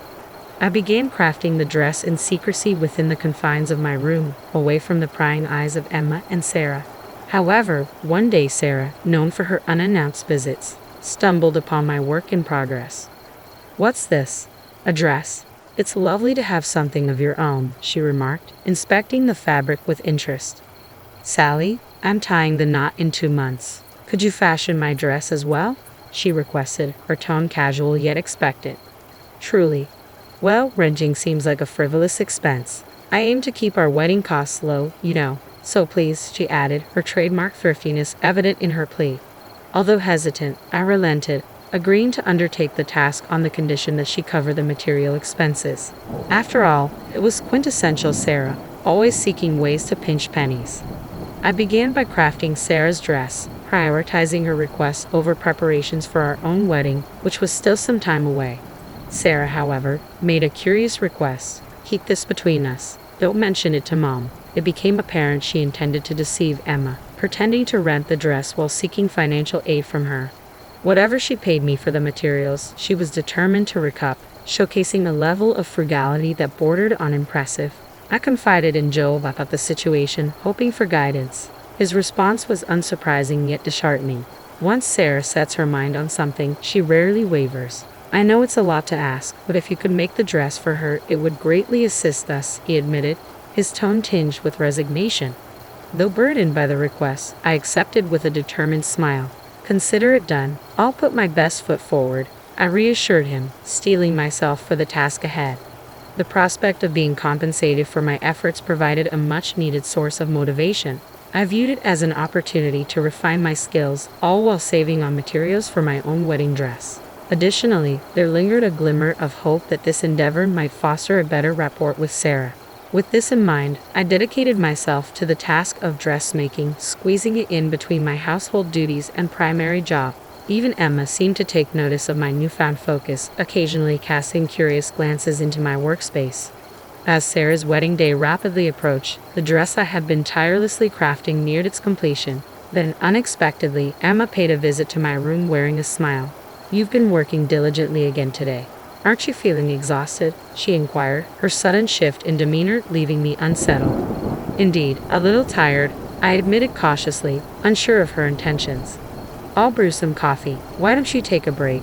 she suggested, her offer catching me off guard. "Really? That would be appreciated. Thank you," I responded, cautiously accepting her offer.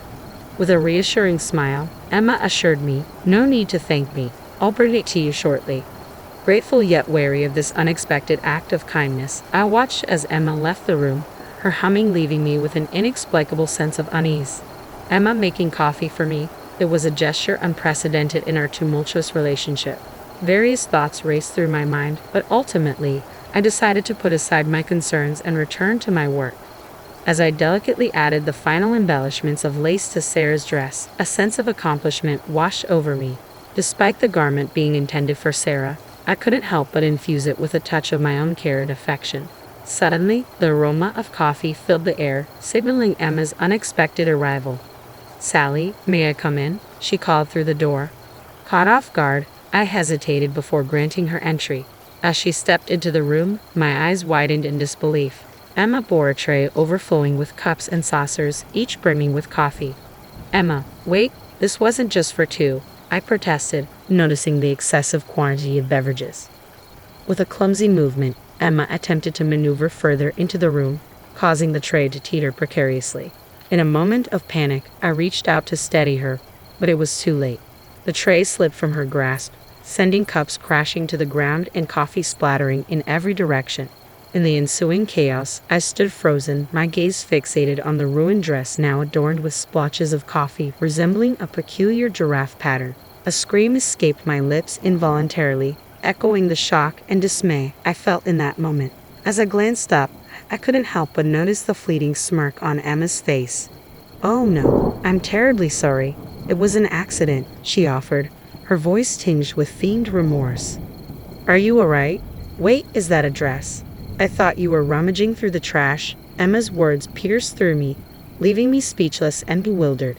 The shock of her actions rendered me momentarily speechless, my mind racing to comprehend her motives. Attempting to mask her malicious intent, Emma feigned concern. "Oh dear, you can't possibly wear that for your wedding, can you?" she remarked, her false sympathy thinly veiling her true intentions. It was then that my suspicions solidified into certainties.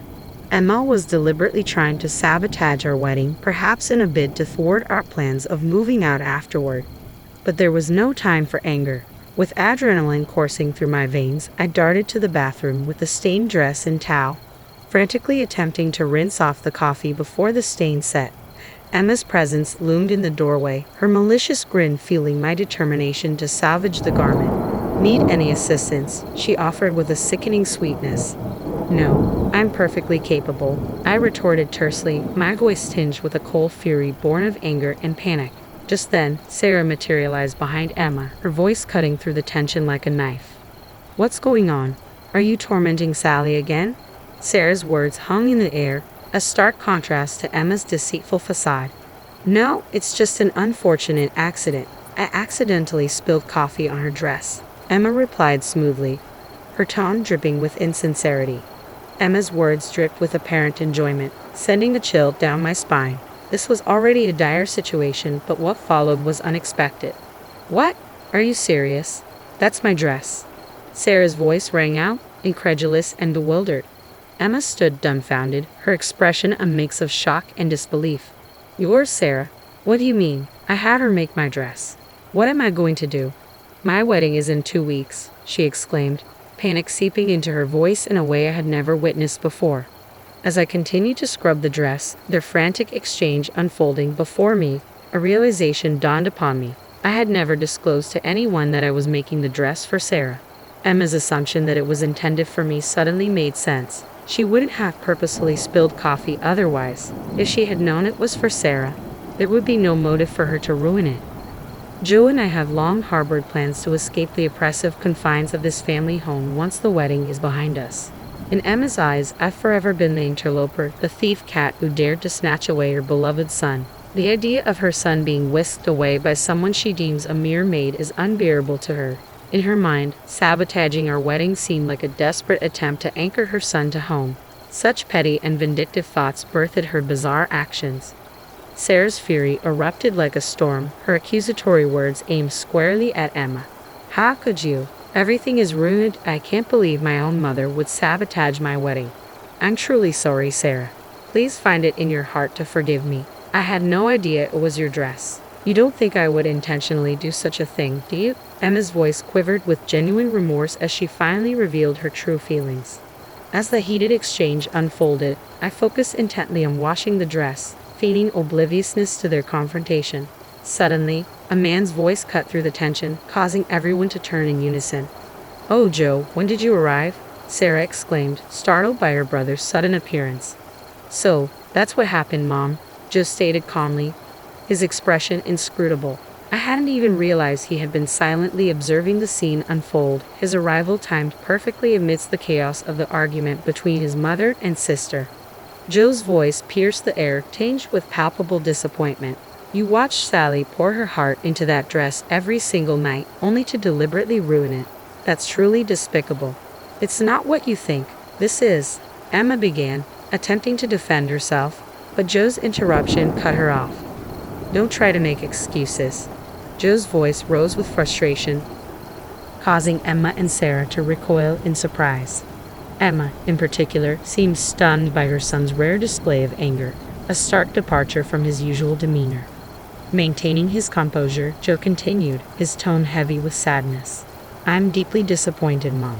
Sally endured your mistreatment all this time, hoping that one day you might change. She did it for my sake because you're my mother. As Joe's words resonated through the room, a surge of emotion welled within me, threatening to spill over as tears. I had once misconstrued Joe's demeanor as indecisive and overly deferential to his mother, but now I witnessed a man steadfast in his determination to defend the woman he loved. Joe's unwavering stance, though perhaps unexpected, ignited a renewed admiration within me, reigniting the flames of my affection for him. Addressing Emma with unwavering resolve, Joe pressed on. "This is where we stand, Mom. I can't simply overlook what's happened. I'm sorry, but Sally and I will be leaving this place as soon as possible.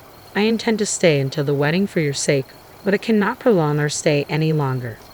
Though it was just a dress this time, who's to say what the future holds? Sally could be in danger next time, and by then, it might be too late. Emma, taken aback by Joe's assertion, interjected with a vehement denial. "Danger? Mom, I would never put her in danger." Joe's voice quivered with restrained anger as he confronted Emma.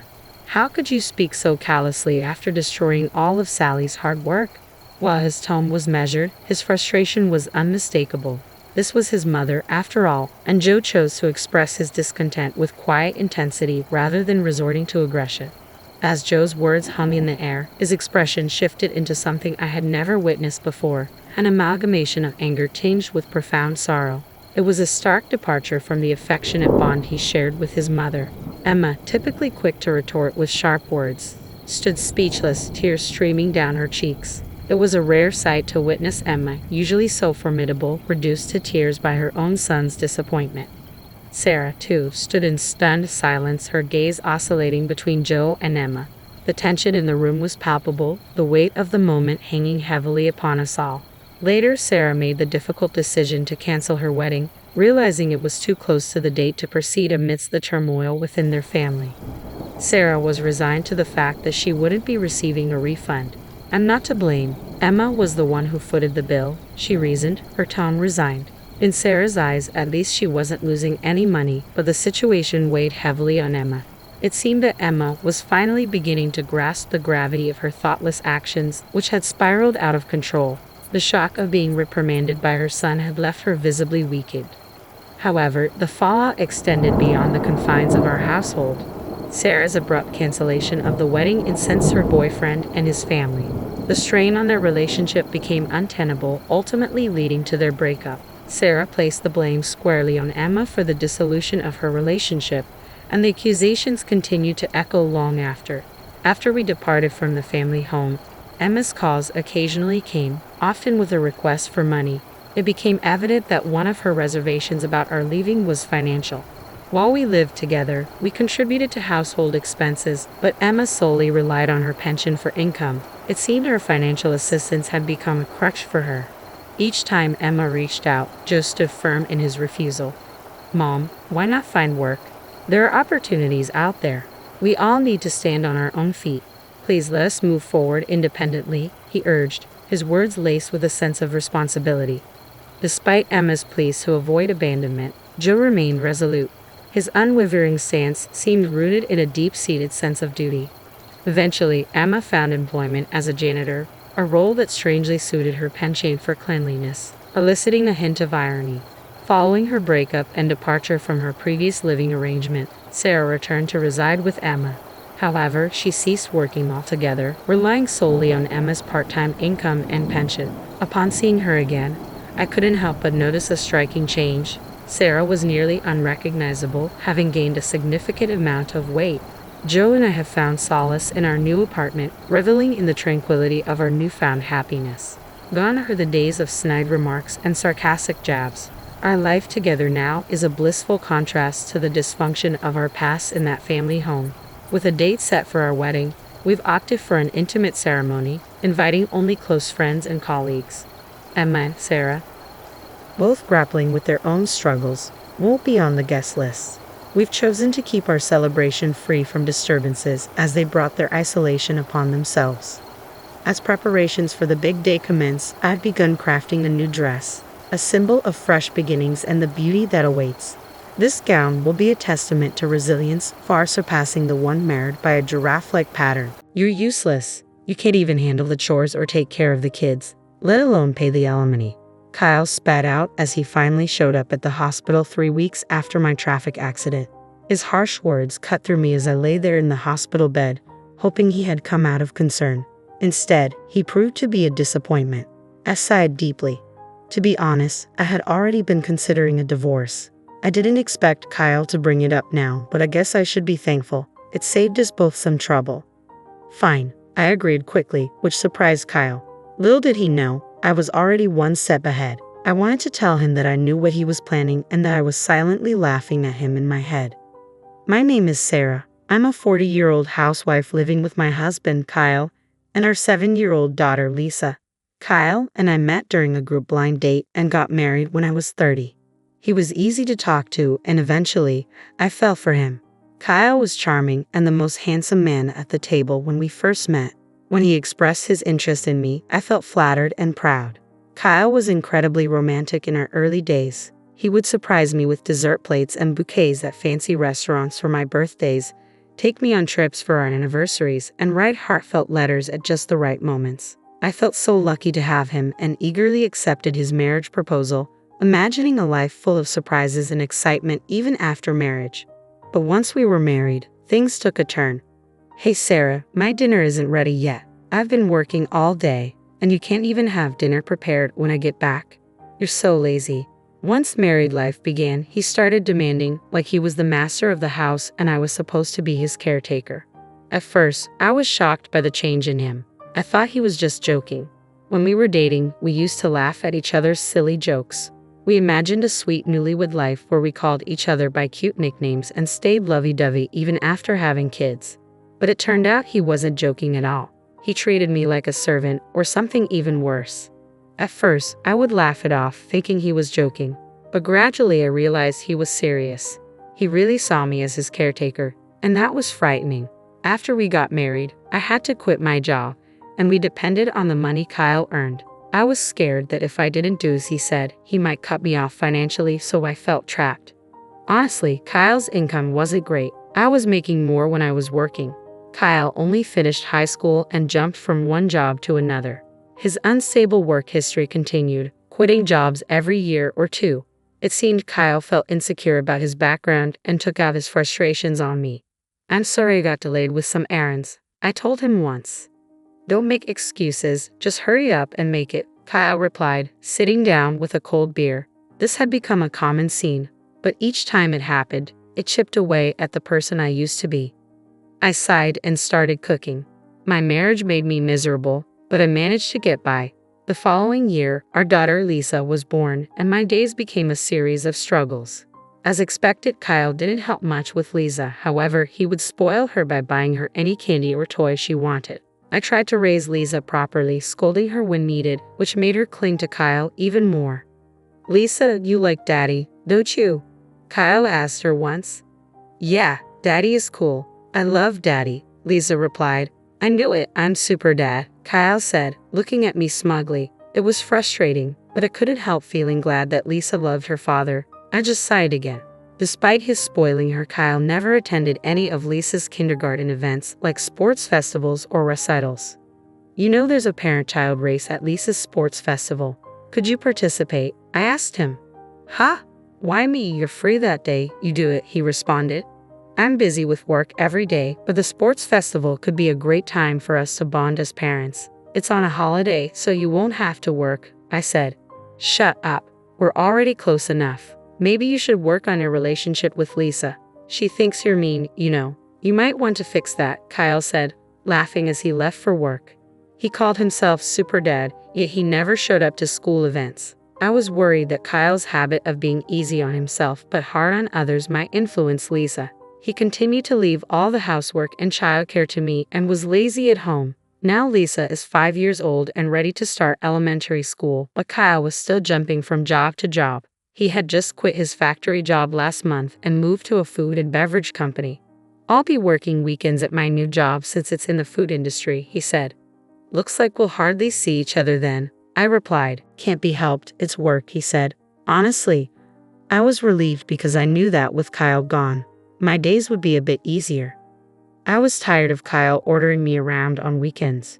Now, I wouldn't have to be nagged by him to clean the floor or serve meals quickly. However, with Kyle out on weekends, Lisa would be sad. It's better for kids to spend holidays with the whole family. I have work, so please let Lisa know, Kyle said. I couldn't really argue with Kyle since he was the one bringing in the money. Reluctantly, I went to tell Lisa.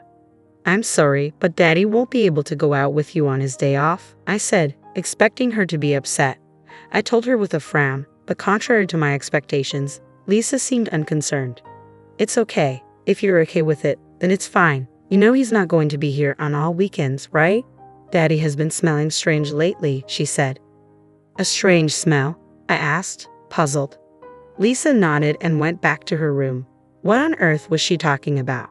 I've been so busy with housework and taking care of our child that I hadn't noticed much about Kyle lately. Our marriage was not like it used to be, and I tried to avoid being around Kyle to keep things calm. The strange smell Lisa mentioned might be from the factory, I thought. Factories often use special solvents, so it made sense that Kyle could come home with a weird smell. If that was the case, the smell would probably go away soon. Kids are really honest, which is what makes them so endearing. Despite what he said, Kyle started leaving the house early in the morning even on his days off, which was odd. He also left every weekday. If he was working weekends, he should have a day off during the week. He left without saying anything to me, so I couldn't tell if he was going to work or not. I became curious about what he was doing, leaving so early even on his days off. One day, I decided to follow him. I asked Kyle, "You seem to be going out every day off. What are you doing?" Kyle looked confused for a moment, then answered in an annoyed tone while scratching his head, "I'm working. I go to work voluntarily." "Really? But you should take care of yourself or your body won't hold up," I replied. "Shut up. Don't complain about my job," Kyle snapped back. I didn't understand why he got so angry when he often complained about my housework and child rearing. I didn't believe what Kyle said. There's no way he, who usually avoids trouble, would go to work voluntarily on his days off. I knew this from watching him closely over the years. If he was that passionate about work, he would have stayed at his previous job longer. I also started paying attention to the strange smell that Lisa mentioned. Indeed, Kyle came home with a sweet, strong fragrance. This strange smell was not from the factory. Why hadn't I noticed this before? I blamed myself for being so naive and vowed not to make the same mistake again. From then on, I decided to watch Kyle more carefully, especially on weekdays when he said he was going to work. He seemed to wake up an hour earlier than usual and took extra care grooming himself. He appeared to be in a good mood on those days, which vary from week to week, sometimes on a Monday, sometimes on a Thursday. But it was clear that Kyle was happy on those days. One day, when he left the house, I went into his room to look for any clues. I felt like a detective searching the house. Since I always cleaned Kyle's room, I knew it well and didn't feel bad about snooping around. If Kyle had hidden anything, it would be in a place not easily seen. I searched carefully under the desk and bed. Finally, hidden in a candy tin in the closet, I found a bunch of letters. What were these? All the letters were from the same person named Patricia. They had been sent through the mail. The oldest letter was from 4 months ago, and the newest was from yesterday. As I read the letters, I saw phrases like, "I regretted when we broke up, but now I really love you, and I want to go back to the time when I was with you." It sounded like something a lovesick teenager would say. At first, I thought maybe Kyle's ex-girlfriend was sending these letters on her own, but then I read a line that worried me. "I'm glad you like me again. I'm looking forward to our next date." This was from last week. It looked like Kyle was seeing this Patricia. Today, he was definitely up to something. I took photos of the letters with my smartphone as evidence. I thought about taking the letters, but I didn't want to make Kyle suspicious. Even with these letters, I felt I didn't have enough proof. After thinking it over, I decided to hire a private investigator to check on Kyle. 3 weeks later, the investigator gave me the results. He quickly brought photos of Kyle and Patricia close together in the park at night, and even a recording of them saying, "I love you" to each other. I accepted the facts calmly. With solid proof in hand, I went to the municipal office and came back with a divorce form. Now that I knew Kyle was cheating, I had no reason to stay with him. I planned to confront him with the divorce papers the next time something happened. I returned home and let out a deep sigh. I was acting resolute, but honestly, I was heartbroken. I was upset with myself for having married someone as careless as Kyle. I was thinking about resting a bit before making dinner when my phone rang. Hello? Yes, Sarah, do you have time to talk? Yes, what's going on? I was surprised to get a call from my father. He usually doesn't call me. Actually, your mother and I were talking yesterday, and we're thinking about transferring our assets to you soon. Huh? What happened? My father ran a company that sold imported goods to Japanese corporations. I was the daughter of a big company president, but I never told Kyle about this. I thought it would make me sound boastful, especially since Kyle jumped from one job to another. We're getting old and thinking about retiring. We thought about keeping the company going but didn't want to push it onto you, our only daughter, so we've decided to step back. I see. I felt guilty about not taking over the company, but my parents respected my decision and had planned for the future. I was deeply touched by their thoughtfulness. We're thinking of handing over our assets to you. Our total wealth is $17 million, but we're fine with just $3 million. We've decided to give you the remaining $15 million. $15 million? I was shocked. That was more money than I could ever imagine earning in my lifetime. Yes, there will probably be inheritance tax, but you'll still have plenty left. You won't have to worry about living expenses for the rest of your life, Dad said. Thank you. I expressed my deepest gratitude to my father and mother and hung up. Soon, $17 million would be coming my way. With that money, I wouldn't have any worries, even if I divorced Kyle. No offense to him, but he probably couldn't earn that much. I felt relieved and was in a daze for a while. Glancing at the clock, it was 6:00 p.m. I realized I needed to make dinner and check the fridge, but there were no groceries left. I got ready to go shopping at the supermarket. My heart was light, but I also felt a sense of urgency that Kyle might come home soon. As I was hurrying across the last crosswalk to the supermarket, the light turned green.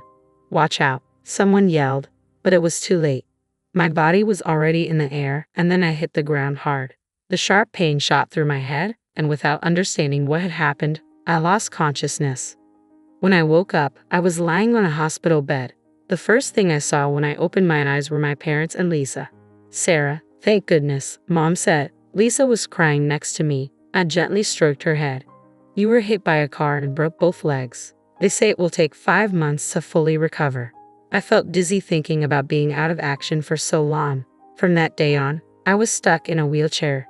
Although the nurses took care of me, I felt frustrated and annoyed because I couldn't use my legs. During my stay in the hospital, my parents and friends visited me. My parents were now taking care of Lisa, since Kyle was always at work. I thought that was better for her. I was glad everyone visited, but Kyle never came. I started to doubt his care, thinking, aren't we husband and wife? However, 1 week after I was hospitalized, Kyle finally showed up.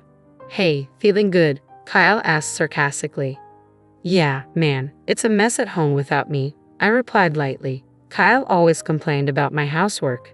As soon as he spoke, showing no empathy, I sighed. I had thought he would be at least a little worried about me. What can I do? I was in a car accident. I snapped back when Kyle looked at me with disdain and said, You're useless if you can't do housework or take care of the child. That's the worst, and you should pay alimony. He said such horrible things to his hospitalized wife. Initially, I had hoped Kyle came to visit out of concern, but he was still disappointing. I sighed deeply. Honestly, I have been thinking about getting a divorce myself. I hadn't expected Kyle to bring up divorce today, but it saved me the trouble of arguing. Sure, I said, and Kyle looked surprised when I agreed. Unfortunately, I know what you're up to, I wanted to say, laughing inside. Instead, I pulled out a filled-in divorce form from a bag my mother had brought and held it in front of Kyle's face. You already had this. Kyle was briefly confused, his eyes wide, but then he took the divorce notice from me and filled in his name and address right there. I felt relieved, knowing I wouldn't have to see Kyle's face ever again. I wanted to tell him the feeling was mutual, but I just watched him leave silently. Probably Kyle will remarry Patricia after the divorce. I don't know what kind of woman Patricia is, but it's sad to think she's going to marry someone as controlling and unpleasant as Kyle. I thought to myself. I felt a bit guilty about Lisa, but deciding to leave was something I had thought about for a long time. I promised myself I would take good care of Lisa. A month after Kyle left, my life was peaceful. The time without my husband nagging me felt like heaven. I was released from the hospital and started physical therapy. I decided to stay at my parents' house until my leg healed. My parents were angry at Kyle when they learned about the divorce, but they stopped pressing the issue when I told them I wanted to forget about him. Lisa doesn't seem lonely even without her father around and is going to elementary school happily, I observed. In the end, Lisa also noticed Kyle's domineering behavior and probably didn't see him as a father anymore. I was convinced that divorcing Kyle was the right decision, but one afternoon I got a call on my mobile phone. I ignored it when I saw Kyle's name, but the phone kept ringing nonstop. Eventually, I answered the call. "Hey Sarah, when are you coming back?" Kyle's words made no sense to me, and he sounded like he was about to start yelling. "What do you mean coming back? You're married to Patricia, didn't you?" I replied. When I mentioned Patricia's name, Kyle sounded surprised and exclaimed, "How do you know that? Did you think I didn't know you cheated? That's why I asked for alimony." "Yes, that's right, but alimony and child support, I can't pay that. Why do I have to pay alimony anyway? You, who never did the housework, should be the one to pay," Kyle argued. I was shocked to hear Kyle's argument. I had requested alimony and child support through a lawyer, but he hadn't paid yet. I knew Kyle didn't have a lot of money, but he should find a way to pay. Yet here he was saying something ridiculous like I should be the one to pay alimony. "I gathered evidence of your affair through a detective agency. The lawyer has seen it." It seems Kyle had already seen the evidence from the detective agency. That would make things easier, but him calling me was ridiculous. "I wanted a divorce even before I found out about the affair because you never helped with housework or childcare, and you complained all the time. I'm not your housekeeper, you know. But it's good you're married now. You have someone else to look after you. But here's the thing. Patricia can't do housework. Before we got married, she said, leave everything to me. But once we got married, her cooking is terrible, and she doesn't clean. I would have been better off with you. Marry me again. After all, you don't have any money, right? Lisa liked me too, didn't she?" Kyle said, which annoyed me. "What are you talking about? You divorced me and remarried. You're her partner, not my responsibility. And sorry to say, Lisa doesn't like you. And I have money. Don't lie to me. There's no way you have money. You were a housewife. You can't live without me." I had no intentions of telling Kyle about the fortune I inherited from my parents, but faced with his aggressive attitude, I had no choice but to reveal it. My parents are CEOs. Recently, I inherited their assets. It's around $52 million in total, so I can live without working for the rest of my life, I calmly stated over the phone, picturing Kyle's stunned reaction on the other end. "You're lying. There's no way you have such a huge amount of money," Kyle retorted skeptically. "It's true. If you want, I can have my parents tell you," I replied, sensing Kyle's disbelief beginning to waver. With that, Kyle finally seemed to believe my words and fell silent. Then he exploded, "If it's true, why didn't you tell me?" "Well, I wanted to tell you, but I knew about your affair and I had already formed a low opinion of you. At that point, there was no issue of property distribution, and I hadn't yet inherited the assets," I explained calmly, not willing to engage in a heated argument. Kyle bit his lip in frustration. He probably never imagined I had such assets. He must have been regretting that he should have never divorced me, but I was resolute. I didn't want to endure his terrible behavior anymore. "Can I hang up now? Please pay the alimony properly, reflect on your actions, and never call me again. Goodbye," I said firmly before hanging up. Immediately, I blocked Kyle's number so he couldn't call anymore. "Mom, who were you talking to?" Lisa walked into the room, curious. "Just a friend," I replied, smiling at Lisa. "But Lisa, do you want to go to the amusement park this weekend?" "Yes," Lisa beamed with happiness. Seeing her smile reminded me that her happiness was all that mattered to me. A few days later, I heard that Kyle had broken up with his new wife, Patricia. They argued because she wouldn't do housework, and Patricia ended up leaving him. Kyle, having been divorced twice in a short time, would probably find it hard to get married again. I hoped he would stay single for a while to prevent more people from getting hurt. After the divorce, Kyle lost his motivation and quit his job at the restaurant. He would probably find another job, but it might take him some time to get his life back on track. I felt a twinge of sympathy for him, but his problems were of his own making. I had blocked his calls so he couldn't ask me for money, and I avoided places where we used to go together. In my life, Kyle had virtually disappeared. Eventually, Kyle paid the alimony but ended up in debt. I didn't know how he would manage, but I hoped he learned from his mistakes. I continued to live comfortably at my parents' house. They told us we could stay as long as we liked. After my legs fully healed, I started part-time work at a local flower shop. Even though I didn't need to work, I found it better to be active and leave the house.